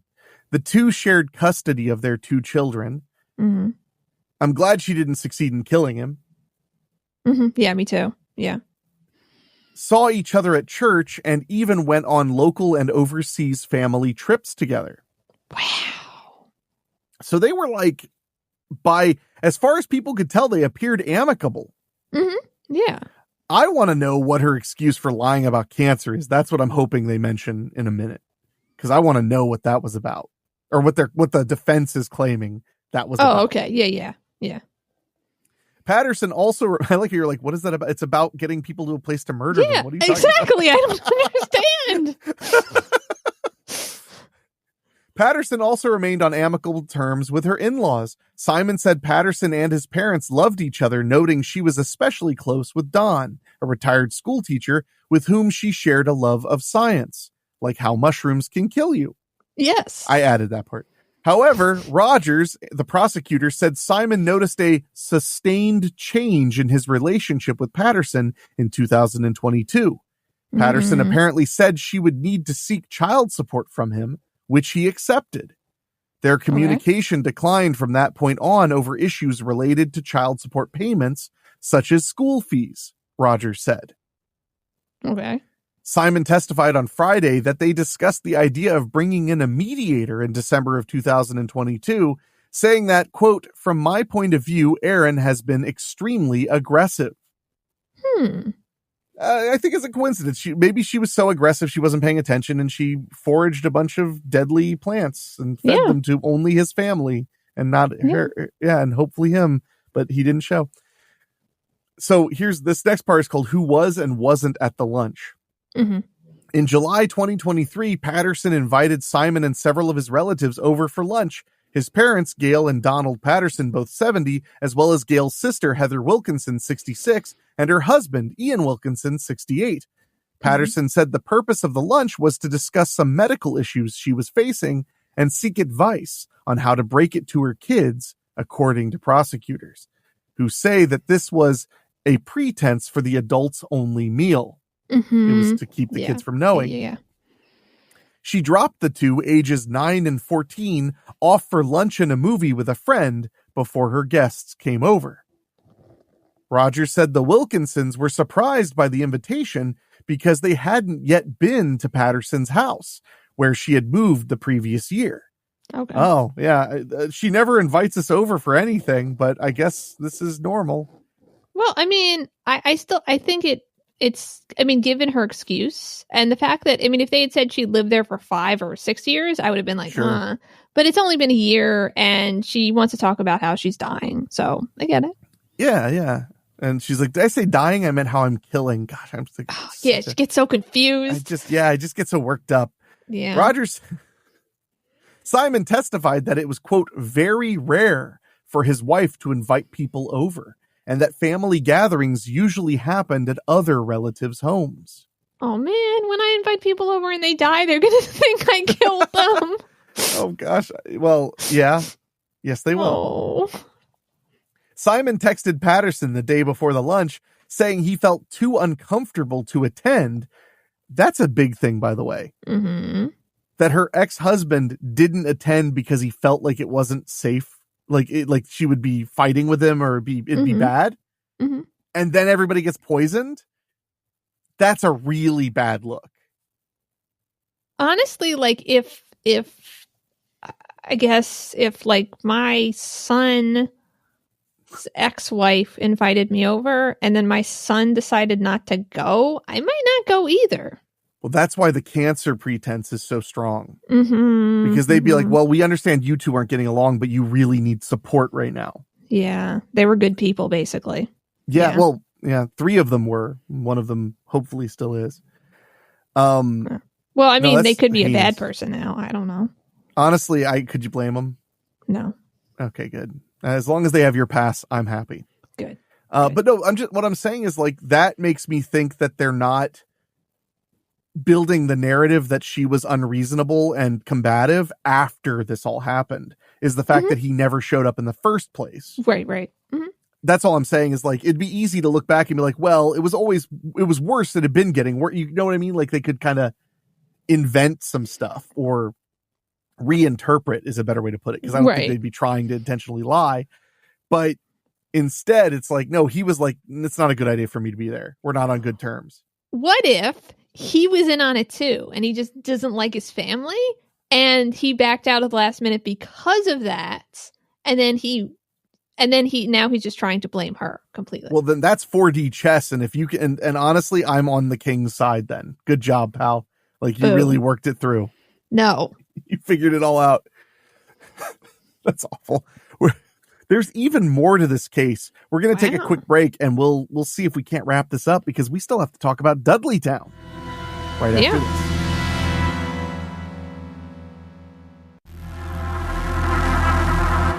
The deadly mushroom meal. We're still learning so much about it. Yeah. And I'm becoming like really invested. I'm going to have to set a Google alert so I can find out when this case is over. Yeah. So apparently Simon texted Patterson the day before the lunch saying he felt too uncomfortable to attend, but was willing to discuss her health issues over the phone. Mm-hmm. Patterson responded in a text that Simon read from the stand on Thursday. In it, she said she was disappointed and hoped he would change his mind. But didn't say what they were? No. I wouldn't be shocked if she never said she had cancer in writing. Mm-hmm. She only said it like to the people. Yeah. That way she could have been like, I hadn't pooped in 3 days. When the cops are like, well, what was this health issue you kept texting about? I hadn't pooped in 3 days. Something like that. Quote, I've spent many hours this week preparing lunch for tomorrow. Oh my God. This is the text they read. This isn't like somebody's memory. This is what she actually wrote. Mm-hmm. I've spent many hours this week preparing lunch for tomorrow, which has been exhausting in light of the issues I'm facing, and spent a small fortune on beef eye fillet to make beef Wellingtons because I wanted it to be a special meal. As I may not be able to host a lunch like this again for some time. Of course, the king response would have been, or ever, because you never have before. Oh! Yeah. It's important to me that you're all there tomorrow and that I can have the conversations that I need to have. If I read that in a devious tone, it would be scary. Yeah.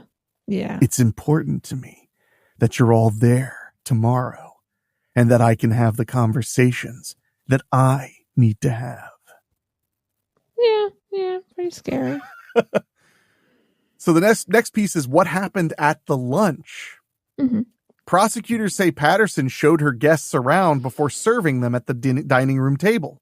She placed individual beef Wellingtons, a steak dish wrapped in pastry, usually with a paste of finely chopped mushrooms, along with mashed potatoes and green beans on 4 large gray dinner plates and 1 smaller, lighter colored plate, according to Ian Wilkinson. Patterson ate off the smaller plate. Oh my God. Of course. Like, this is so foolproof. But again, if everyone had died, no one would ever know about the plate. Yeah, exactly. Prosecutors say Wilkinson's finished their portion while Gail ate approximately half and gave the rest to her husband, Donald. I'm guessing she's the one who lived. Mm-hmm. There was banter amongst them about how much they'd eaten, Rogers said. After the meal, Patterson told the group that she had been diagnosed with cancer after noticing a bump on her elbow and asked for advice on whether to tell the kids. The group had a discussion and prayed for her. My God, what an evil person. Yeah. What happened after the lunch? According to prosecutors, the elder Pattersons and Wilkinsons started to feel sick that evening with diarrhea and vomiting throughout the night. The couples realized they had the same symptoms after they talked on the phone the next morning. Mm-hmm. The Pattersons called an ambulance to take them to a hospital, while Simon Patterson took the Wilkinsons to another hospital because of capacity issues. Remember, they live way out a ways. They live like 85 miles north of, I think it was New South Wales. He testified that during this time, Heather Wilkinson raised the subject of the different plates at lunch. Oh, shit. He said that his aunt said something to the effect of, is Erin short of crockery? What does that mean? Is that why she would have this different kind of colored plate that she served herself? What is crockery? I mean, like lying? No. They're talking about like the flatware. They're talking about plates. Oh, like, crockery. Is she short of? Did she not have enough? Of crockery? Yeah. No, I was expecting some friggin' Australian slang. That's on me. Yeah. She is that why she would have this different kind of colored plate that she served herself with? Oh my God. So it came up naturally. Mm-hmm.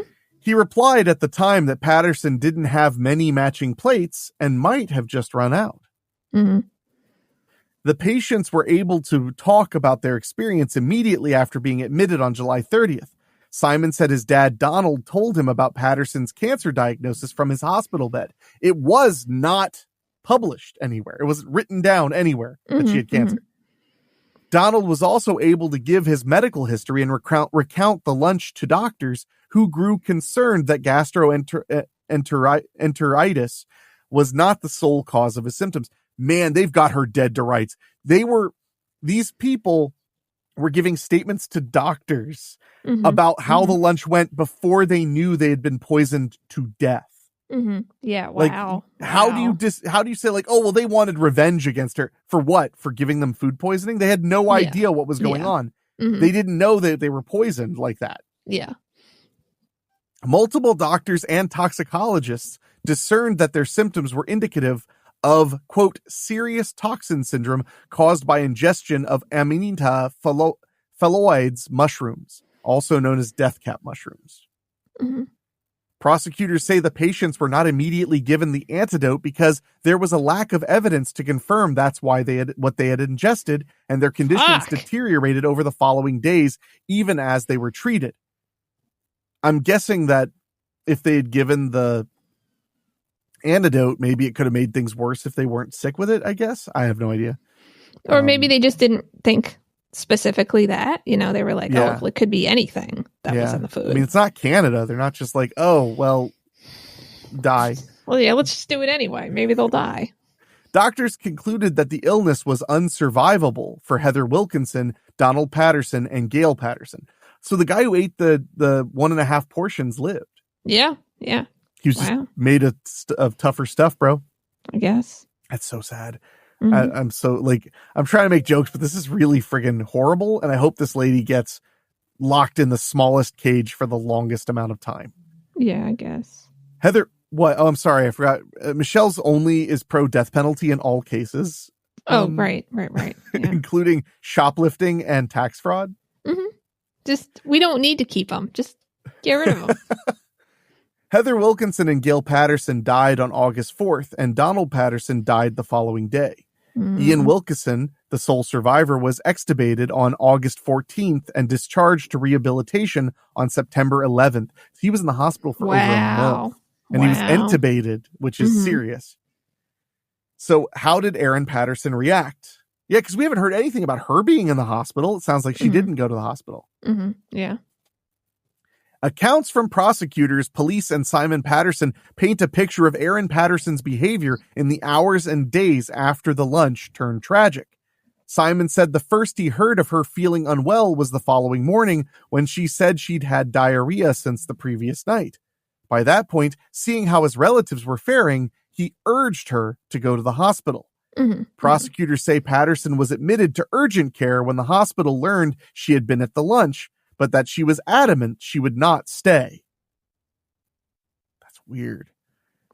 She initially resisted treatment and at one point walked out against medical advice. Jeez, what is she doing? I don't know. Because she should have just stayed. Yeah. Why was she being like, that's so weird. We're going to dive even further. We've got to take another break. This is the most interesting spooky news we've ever covered. I am so into this. We'll talk more right after this.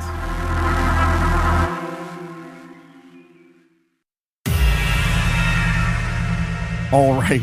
This story gets crazier by the second. I did look up what the antidote for death cap mushrooms is.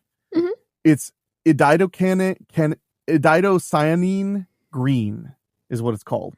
But it is somewhat experimental. It was only discovered in 2023 that it could help. And generally it only helps within hours of consumption. Okay. So it's unlikely that it would have helped anyone. That's probably why they didn't administer it. Because it can also cause, although not major side effects, it can cause nausea and vomiting. So if you're already puking and vomiting, it's like, if this won't help, I don't know. Yeah. So we're talking about how Erin Patterson, the alleged murderer,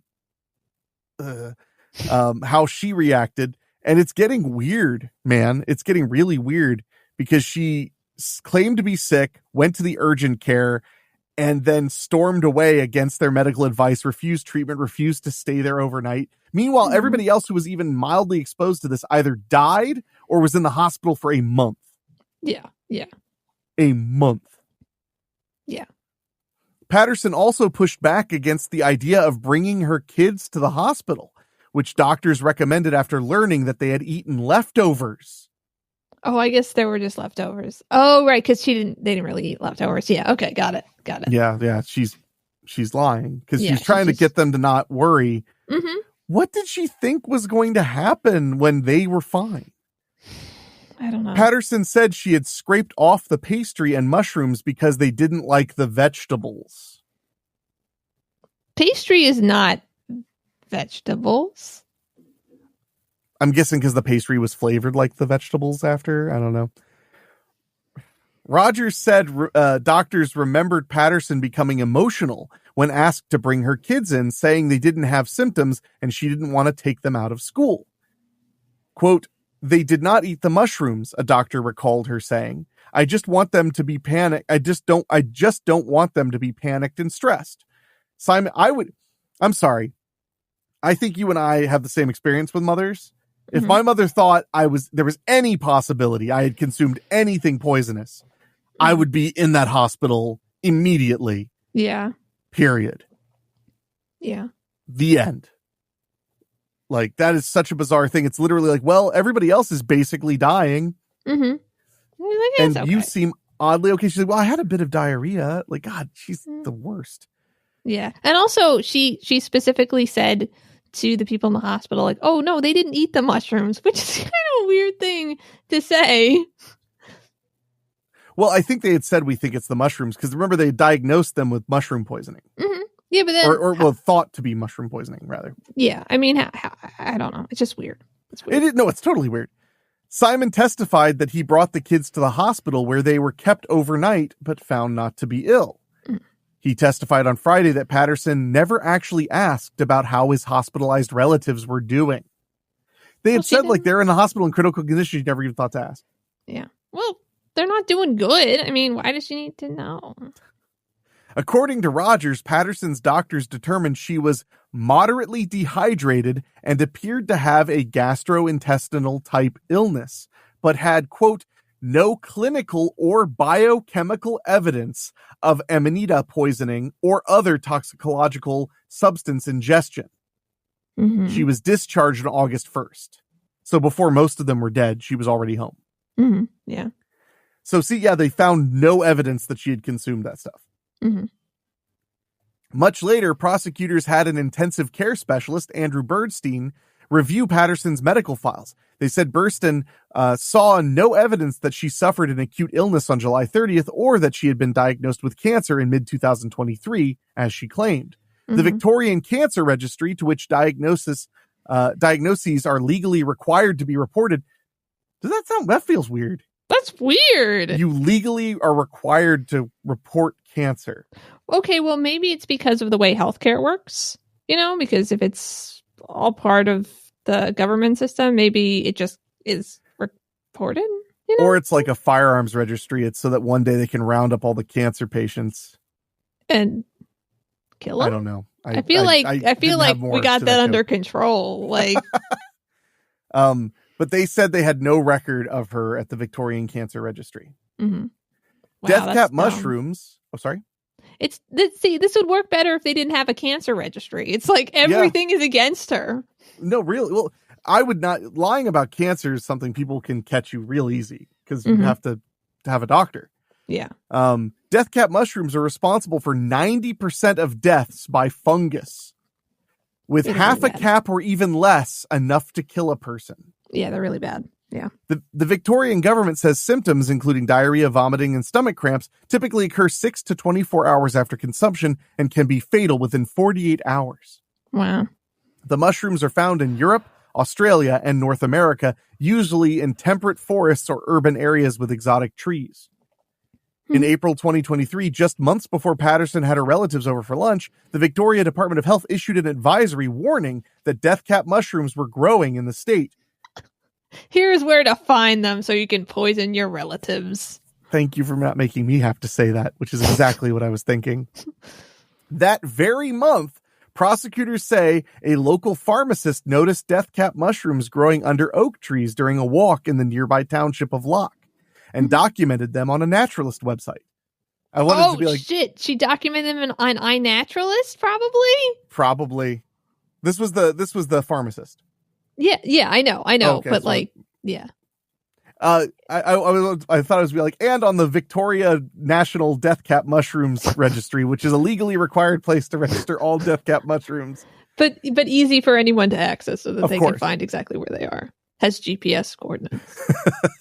In April, Patterson allegedly purchased an electronic food dehydrator and, according to location data seized from her phones,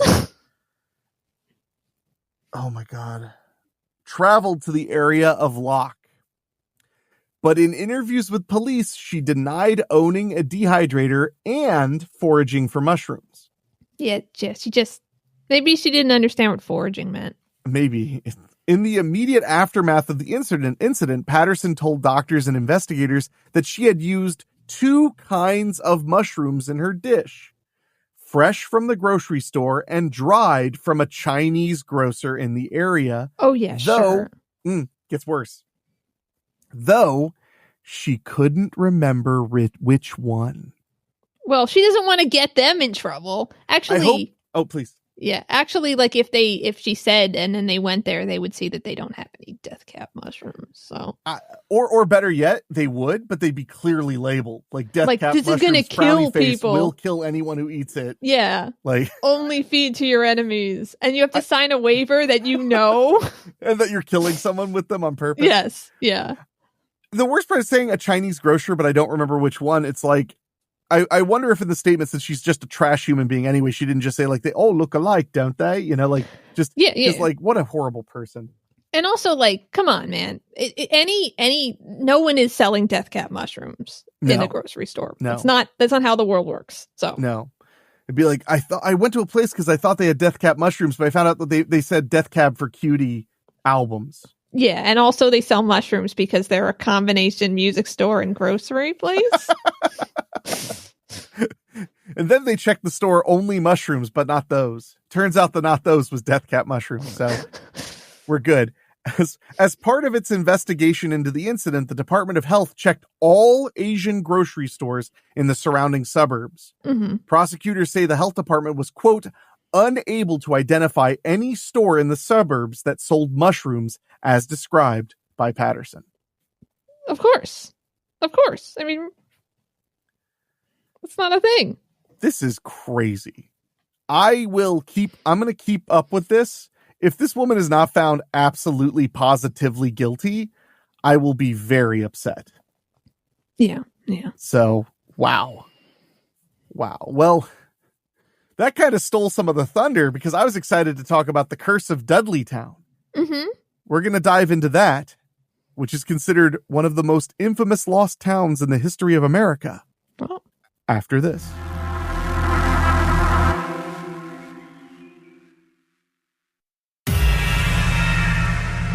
Okay. Before we get to the curse of Dudleytown, and I am excited about it, I was setting a Google alert about this story we had just been reading because I wanted to find out if she was found guilty or not, right? Mm-hmm.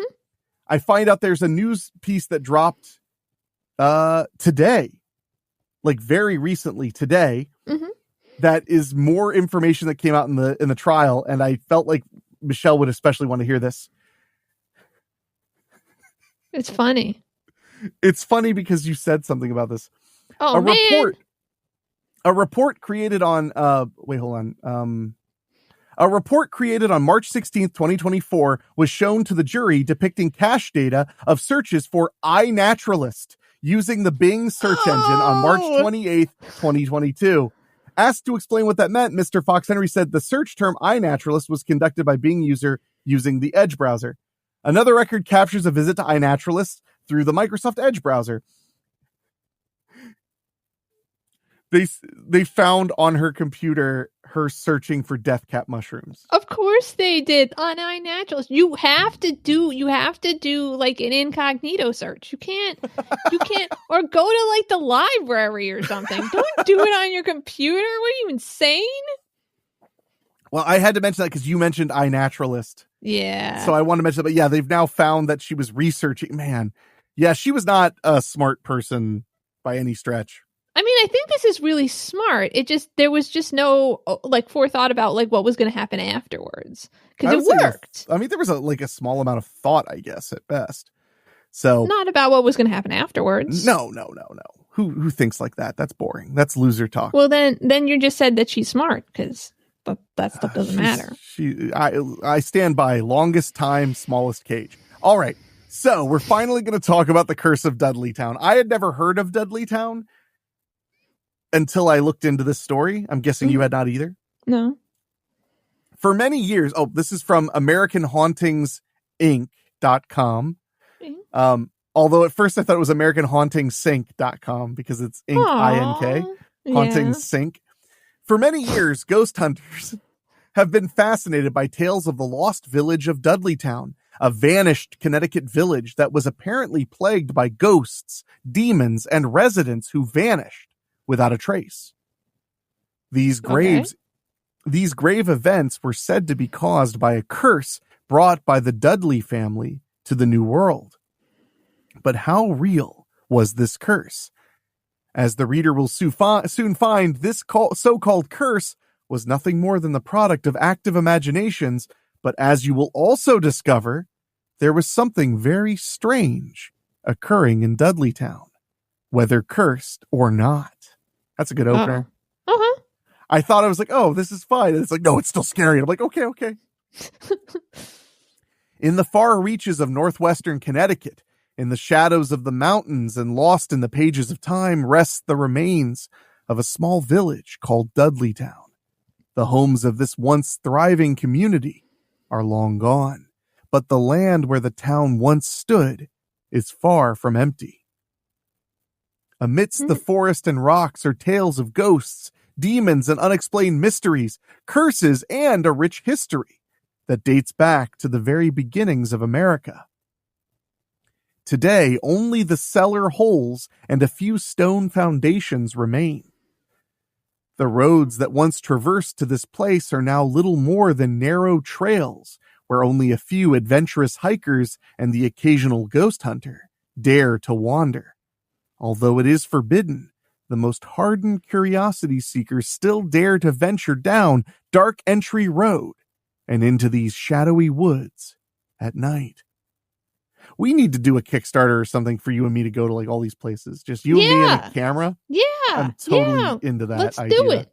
And we got to stay over in some of them and then get arrested. Oh, so now we got to add bail money to the estimated amount we need to raise. Absolutely. Yeah. Lawyers' fees. No. So how much money do you think we need to raise? Like 20 million? Okay. I mean, I was going to say like $5 total. And we can do it. $5 total? What about gasoline? Oh, we were just going to walk, right? Oh, gosh. What about shoes? You don't have shoes? We'll wear them out walking all the way to Connecticut. No, I just got new hiking sandals. I think I can do it. Am I at least allowed to drive to you and then we walk there? I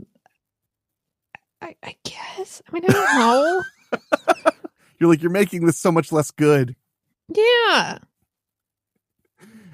Dudleytown, or at least the area where it was located, was first owned by a man named Thomas Griffiths, one of the first to settle in this region.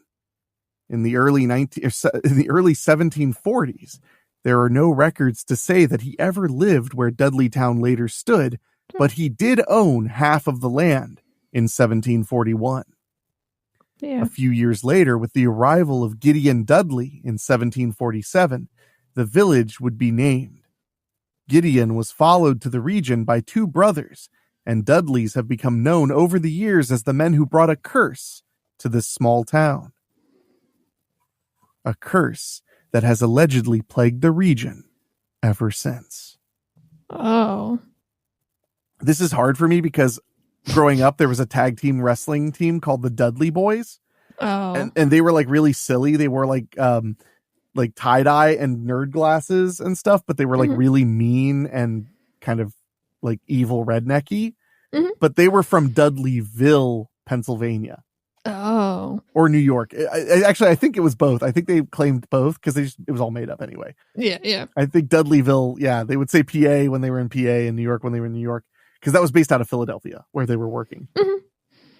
But damn. Anyway, I'm still thinking about that lady poisoning all those people and me thinking too. that she wouldn't get caught. Yeah, me too. At what point do you confess? Okay. Anyway, I guess at this point she doesn't need to, because why at this point? I mean, usually you get a lesser sentence if you plead guilty. You make a deal that if you give a guilty plea, you'll get this and that and this and that. Well, the thing is, like, that's in the US. What do they do in Australia? I don't know if they have to have in plea Australia. deals. They have to. Did you know that you don't have to say you're guilty to get a plea deal? What? Yeah, I learned about things. What does that mean then? What do you do? You can accept a plea deal without admitting guilt. Oh, well, I mean, a plea deal is based on what you negotiate. So yeah. You could also plead no contest. Okay. Which basically means that you did it, but you're not saying you did it. It's more complicated than that. Australia totally has plea deals. I just Googled it. Well, she didn't do it, so she's not gonna do a plea deal. No, she's not. Nola contendiere means a defendant neither admits nor denies guilt to charges, but agrees to accept the penalties associated with a conviction. Okay. Anyway, sorry. This is living rent free in my brain for a while. Yeah. Wow. We're going to take a break, and then we're going to get properly on the road to Dudleytown right after this. This has never happened to me before. It's so weird.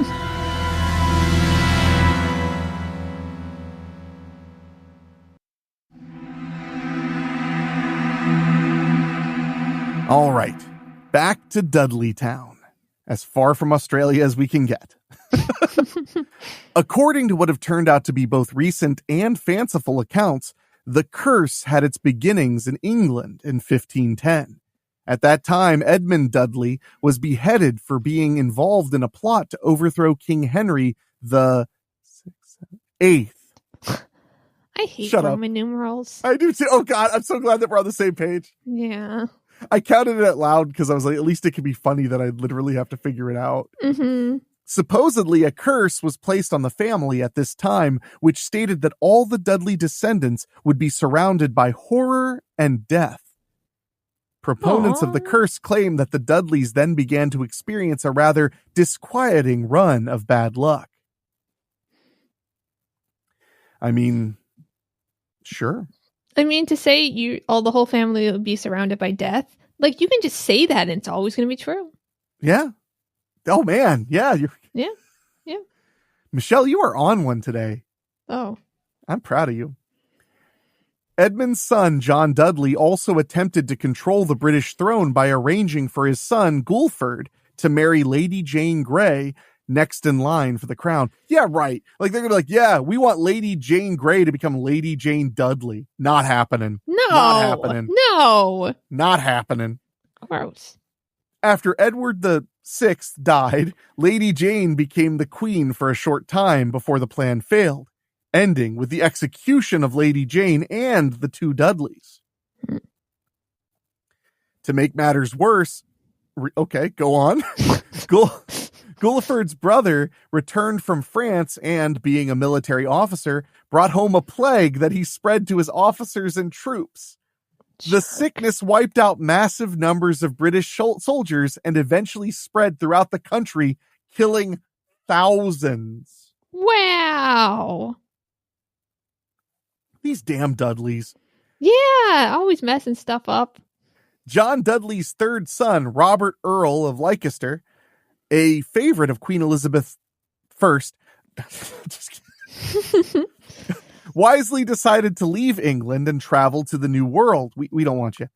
It would be his somewhat luckier descendant, William, who would settle in Guilford, Connecticut. Three of William's descendants, Abel, Brazel and Gideon would later buy a plot of land in Cornwall Township. While there are undoubtedly some grim events that surrounded the Dudley family in England and France, questions have been raised as to whether or not any curse really followed them to America. The question has been raised because in order for the curse to have been passed along to account for the haunting of Dudleytown, then William Dudley would have to have had been the son of Robert, Earl of Leicester. But he wasn't. Oh no, I guess.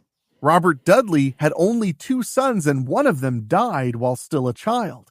The other went to Italy, and while he had children, all of them remained in that country. This means that there was no link between William, his sons who founded Dudleytown, and any so-called curse. Oh. But while we may have established the fact that Dudleytown was never cursed, this does not mean that it was not tainted in some other way. I love stories like this. I have goosebumps. I love this stuff. Sorry, I just do, okay? I'm glad. There are many places across the country where odd things happen and where the land does not seem quite right.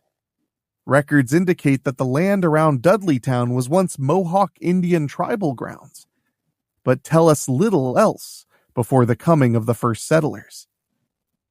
This region has gained a chilling reputation over the years. Could the weird stories and strange disappearances here be connected to the past in some way? Or are they nothing more than just coincidence and imagination? Yeah. In the early 1740s, the mentioned Thomas Griffiths bought a parcel of land that would later be considered the first lot in Dudleytown. The land today looks much as it did when Griffiths first came here. It's covered in thick forest, and the ground is strewn with rocks. That's super normal for Connecticut, by the way. Do you know that about New England? That there's rocks? That it's super rocky? Like super rocky? I mean, I know that New York is rocky. In New England, it's insane how many rocks will like push up out of the ground over I time. like rocks. It's one of the, I know you do. It's one of the reasons there are rock walls all over New England. Because they grew there. Because people would literally have, like, one of the kids' chores in New England in the olden days was going and pulling the big rocks. Yay. Out of the field because they'd push up. In fact, there used to be jokes that people would say like, oh yeah, he's a farmer. He had a real great rock yield last year because they come out of the ground.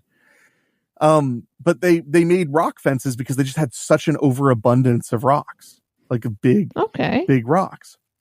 So I'm guessing now we have to go there. You're like, I heard there were rocks in Dudleytown. We have to go. We do. I want to see the rocks. I love the idea that it's rocks that would bring you there. I think you can find anywhere. The nearby mountains also heavily shadow the area, so it receives very little sunlight. Well, now it just sounds like this is where they should be growing Connecticut broadleaf tobacco. Because that's like what you want is like is shade. And they're having horrible problems with tobacco growing in Connecticut right now. Oh.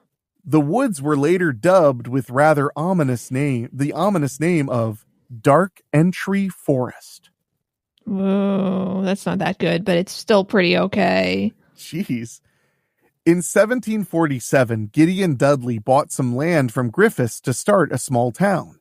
In 1753, Gideon's 2 brothers, Barzillai and Abiel Dudley, from Gulliford, Connecticut, also purchased land nearby. A few years later, a Martin Dudley from Massachusetts also moved to the area, but was from a different line of the family. They're just like, man, it seems like this is the place for Dudleys. Let's get over there. Yeah. Oh, it gets funnier, though. He later married Gideon's daughter. So her married name was Dudley, and her maiden name was Dudley. Wow. Perfect. Yeah. One thing that should be mentioned was that Dudleytown was never an actual town. Oh. It was more an isolated part of Cornwall. The village rested in the middle of 3 large hills, which accounts for the recollections of it being nearly dark at noontime. The Cornwall Township was never a good area for farming, as is apparent by the rocks that were used to build the foundations and stone walls that still stand today. There you go. I'll find it for you. There's a map of all the stone walls in like Massachusetts. It's insane. There's like thousands of miles of them. Wow. I mean, I've seen them before, not in Massachusetts, but I've seen stone walls and the outside. It's a lot of them is what I'm saying. It's the map that's impressive, not the walls themselves. Oh. You're mean. I don't know why you're so mean today, but you're very mean. In spite of this, though, settlers began to trickle into the area. The Tanner family, the Joneses, the Pattersons, the Dibbles, and the Porters all took up residence here. The community grew even larger after iron ore was discovered nearby and farming became a secondary concern. However, there were never any stores, shops, schools, or churches in Dudleytown. Huh. No wonder it's cursed.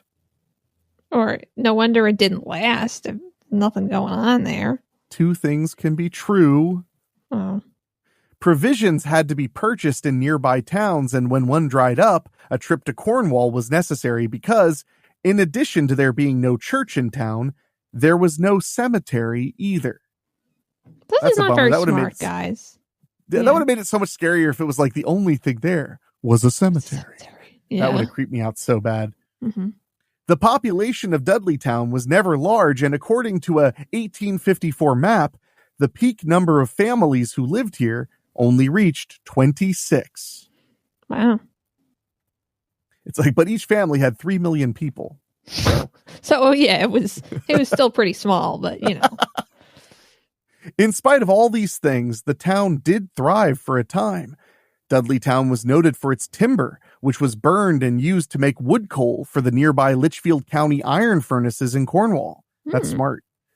And other towns. The furnaces later moved closer to the railroads and the more industrial towns, and lumber was no longer needed. Iron ore was used from the area for a time, and there were 3 water-powered mills in Dudleytown as well. That's huge. Those were really expensive back then. Mills were considered like one of the biggest things you could build in industry. So that's impressive. Cool. Most of the mills eventually closed because of the long trip down the mountain to deliver their goods. And we'll continue the fable of Dudleytown after this.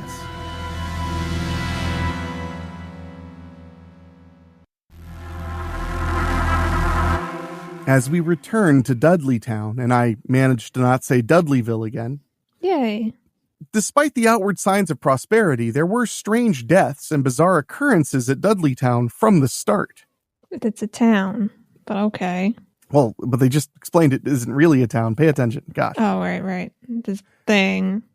Some historians have attempted to downplay the unusual events in recent years. They will debunk the legends of the town by first stating how few people there ever were who lived here, and then will try and downplay the disappearances, cases of insanity and weird deaths, as if such things happen all the time. And perhaps they do, but why so many unusual happenings in such an isolated area with so few people living in it?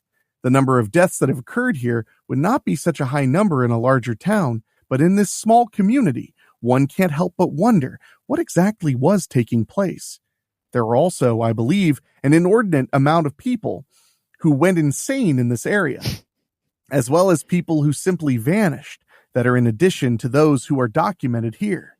It's no wonder, bogus or not, that a story started about a Dudleytown curse.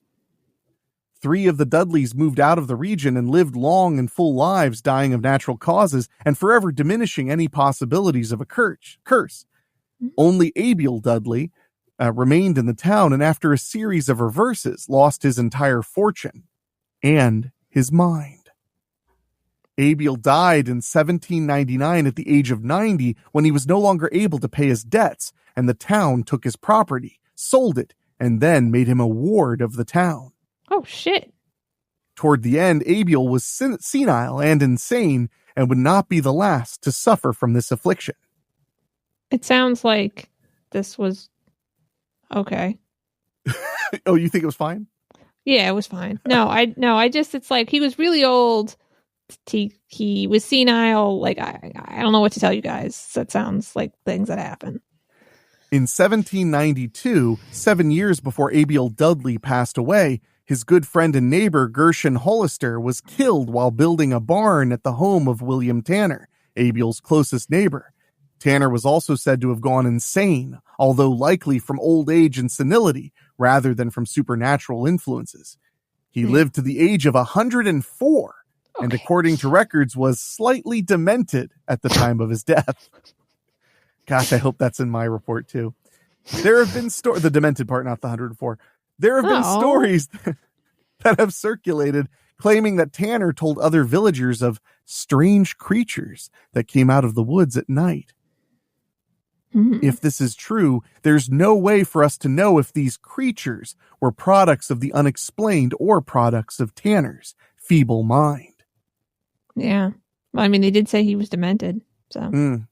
The Nathaniel Carter family moved to Dudleytown in 1759 and lived in a house once owned by Abiel Dudley before he was made a ward of the town. A mysterious plague swept through Dudleytown and Cornwall and took the lives of Adoniram Carter, the Adoniram Carter family, relatives of Nathaniel, and saddened by the loss, they moved to Binghamton, New York. Hey, I like Binghamton. That's actually a cute town. From Dudleytown in 1763. Have you been to Binghamton? No. I've driven through it 4 or 5 times, and I stopped there once and ate lunch. Oh, yeah, my cousin went to college there, I think. Yeah, I've heard good things about Binghamton. And it always seems to come up. Weird. Those who believe in the curse say that the taint of Dudleytown followed after them, but their tragic fate was actually far too common during the early days of the frontier. The Carters moved to the Delaware wilderness in the heart of Indian territory, and during an attack, Indians slaughtered Nathaniel, his wife, and an infant child. Jeez. The Carters' other 3 children were abducted and taken to Canada, where 2 daughters were ransomed. The son, David Carter, remained with his captors, married an Indian girl, and later returned to the United States for his education. He went on to edit a newspaper and became a justice of the Supreme Court. Oh my God. Wow. Another bizarre tragedy affected one of the most famous residents of the region, General Herman Swift, who had served in the Revolutionary War under George Washington. In 1804, his wife, Sarah Fay, was struck by lightning while standing on the front porch of their home near Dudleytown. She was killed instantly. Yeah. The general went insane and died soon after. Many have dismissed this incident as not being connected to the other unusual events, saying that Swift did not actually live in Dudleytown, but on Bald Mountain Road, where his house remains to this day, and that he only went insane when he became old and senile. But in an area this sparsely populated, the records indicated 3 people have gone insane in the space of less than half a century. But it all made sense. Maybe to you, because you're so dark. Jeez. I think people go insane all the time. I don't know what they're talking about. That sounds like cope. You just want to excuse you being insane. No, I just want company. Could this be a mere coincidence? And does a person being struck by lightning while standing in their front porch qualify as being unusual? I would say that it does, and our story is not yet complete. Another famous personage allegedly connected to Dudleytown was Horace Greeley. I feel like I've heard that name. The editor and founder of the New York Tribune. I have heard that name before. Interesting. Or so the stories of the curse go. In this case, the story deserves to be debunked. Greeley married a young woman named Mary Young Chaney, who the stories of the curse say was born in Dudleytown. In truth, Mary was born and raised in nearby Litchfield and never lived in Dudleytown. She left the area as early as 1833 and went to live in a vegetarian boarding house that was owned by Dr. Graham of graham cracker fame. Oh, man. And became involved in the popular wellness movement of the time. While there, she met and later married Horace Greeley. In 1872, Greeley ran for president against Ulysses S. Grant and lost the election. Aww. A short time before it, Mary suffered from an attack of lung disease and died. Her death occurred in New York City with her husband and 2 daughters, Ida and Gabrielle, in attendance. She was buried in Greenwood Cemetery. The legend claims that she committed suicide, but this was not the case. Greeley himself died 1 month later, and the electoral votes that he received in the election were distributed to minor candidates. Well, that's nice of him. Yeah. After the Civil War, Dudleytown began to die, and many of the villagers simply packed up and moved away. The demise of the town itself is hardly surprising, whether you believe in the so-called curse or not. Its geographical location was foolhardy at best, surrounded by hills and at elevations of more than 1,500 feet. There was little chance that a good crop could ever grow and sustain life in the village.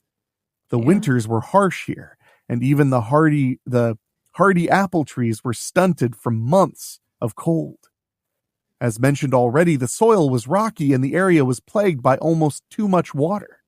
It pooled into tepid swamps and seeped into the earth, creating damp morass. But even if you overlook the idea of an actual curse and admit that the location of the town must have had a hand in its own undoing, the sheer number of unusual deaths, leaving out Mary Greeley, and mental conditions in such an isolated area more than suggests that something out of the ordinary was occurring in the little town. And no matter how hard the debunkers, like Michelle, tried to disregard the next mysterious event to occur in Dudleytown, their efforts fall short. We're going to take a break, and then we'll talk about this mysterious event that's baffling critics after this.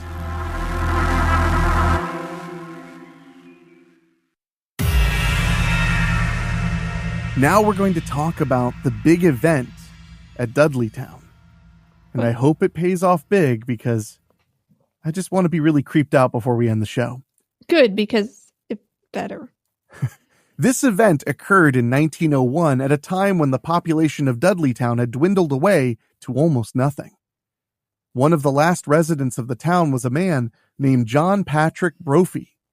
Tragedy visited swiftly and in several blows. First, his wife died of consumption, which was not uncommon in those days, and there was nothing strange about her ailment, as she had been suffering from it for years. This did not lessen Brophy's grief, however, but he was soon stricken when his 2 children vanished into the forest just a short time after the funeral. Aww. And while their disappearance could have been voluntary, they had been accused of stealing sleigh blankets, a minor offense. There's nothing to indicate that it was. They vanished and were never found. He killed them. Ouch. Shortly after, the Brophy's house burned to the ground in an unexplained fire, and not long after, Brophy himself vanished into the forest and was never seen again. Why are you laughing? That's so sad. He killed his kids, and then he set the house on fire to like, make sure that no one found the evidence, and then he killed himself in the forest. You better hope the Brophies aren't listening, because they could sue you for libel and slander for that. I don't think they can. Well, I mean, you can sue for both because the transcription exists, so it's written as well. Yeah. By the early 1900s, Dudleytown was completely deserted. The remaining homes began to fall into disrepair and ruin, and soon the forest began to reclaim the village that had been carved out of it. But there was still one other death that proponents of the curse have connected to Dudleytown, and while the curse may be unlikely, it does mark one additional case of insanity for an isolated region that was already riddled with them. Around 1900, Dr. William Clark came to Cornwall and fell in love with the forest and quiet country life. Clark had been born in 1877 and grew up on a farm in Tenafly, New Jersey. He later became a professor of surgery and taught at Columbia College of Physicians and Surgeons, as well as earning a reputation as the leading cancer specialist in New York. He purchased 1,000 acres of land in the wilds of Connecticut, which included Dudleytown, and began construction of a summer and vacation home there. Over the next number of years, he and his wife, Harriet Bank Clark, visited the house on weekends and during the summer until it was completed.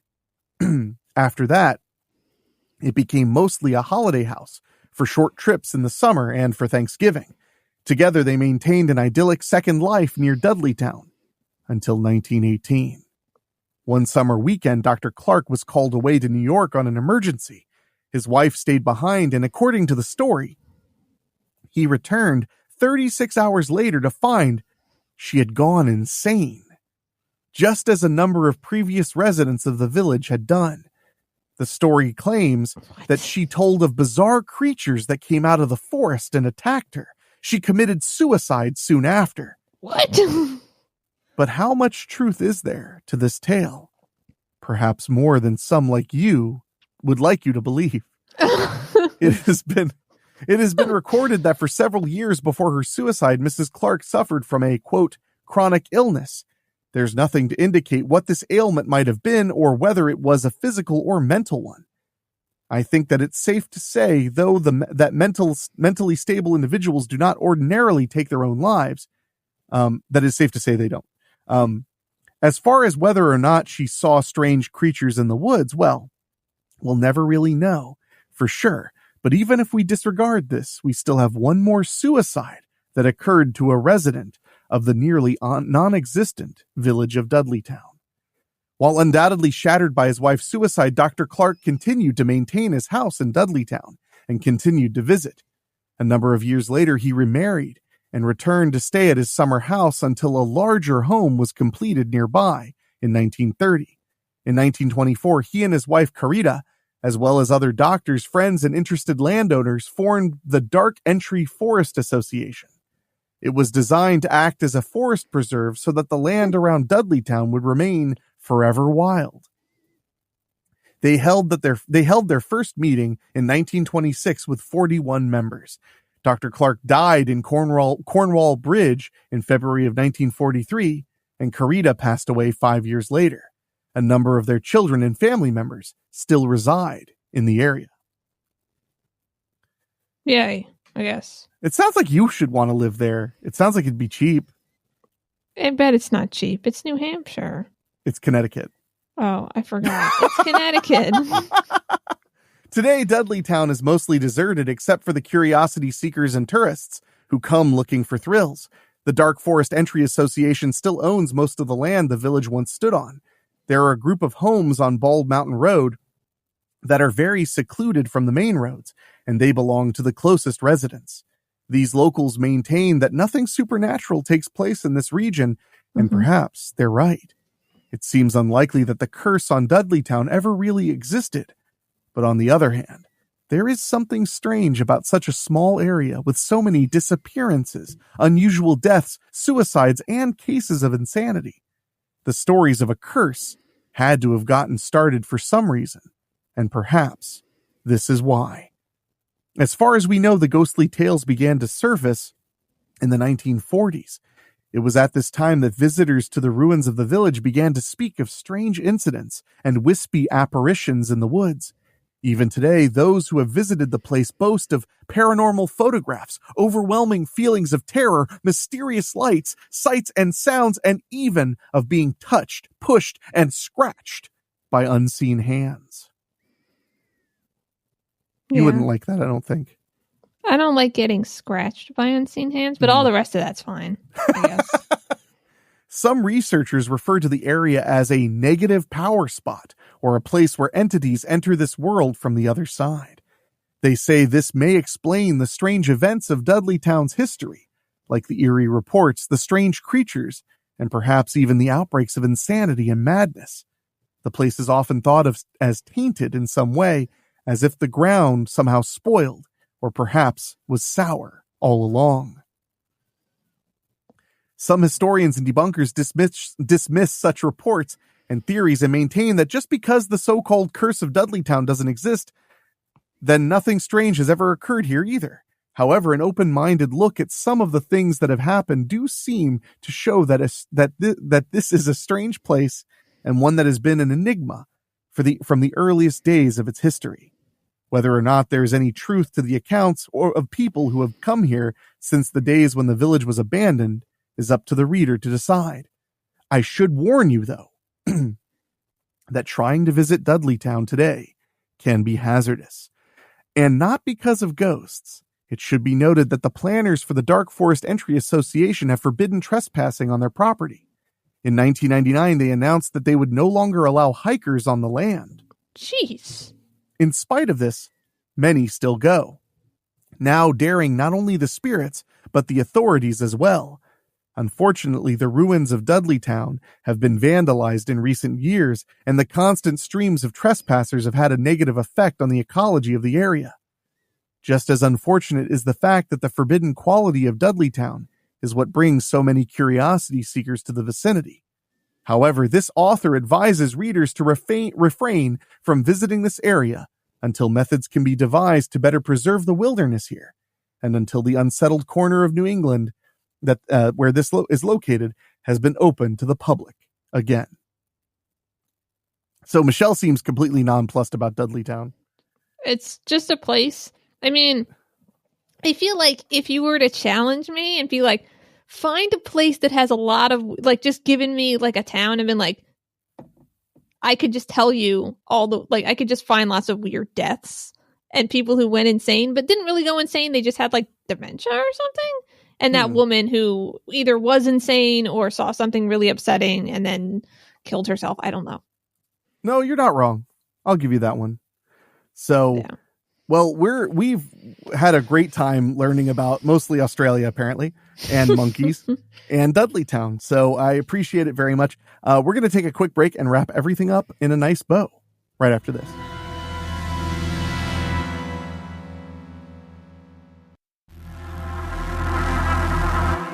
As we wrap up this month's monthly spooky, I want to mention I saw three horror films in the theater this month. I saw Until Dawn, which was based on the video game that I have been obsessed with for a very long time.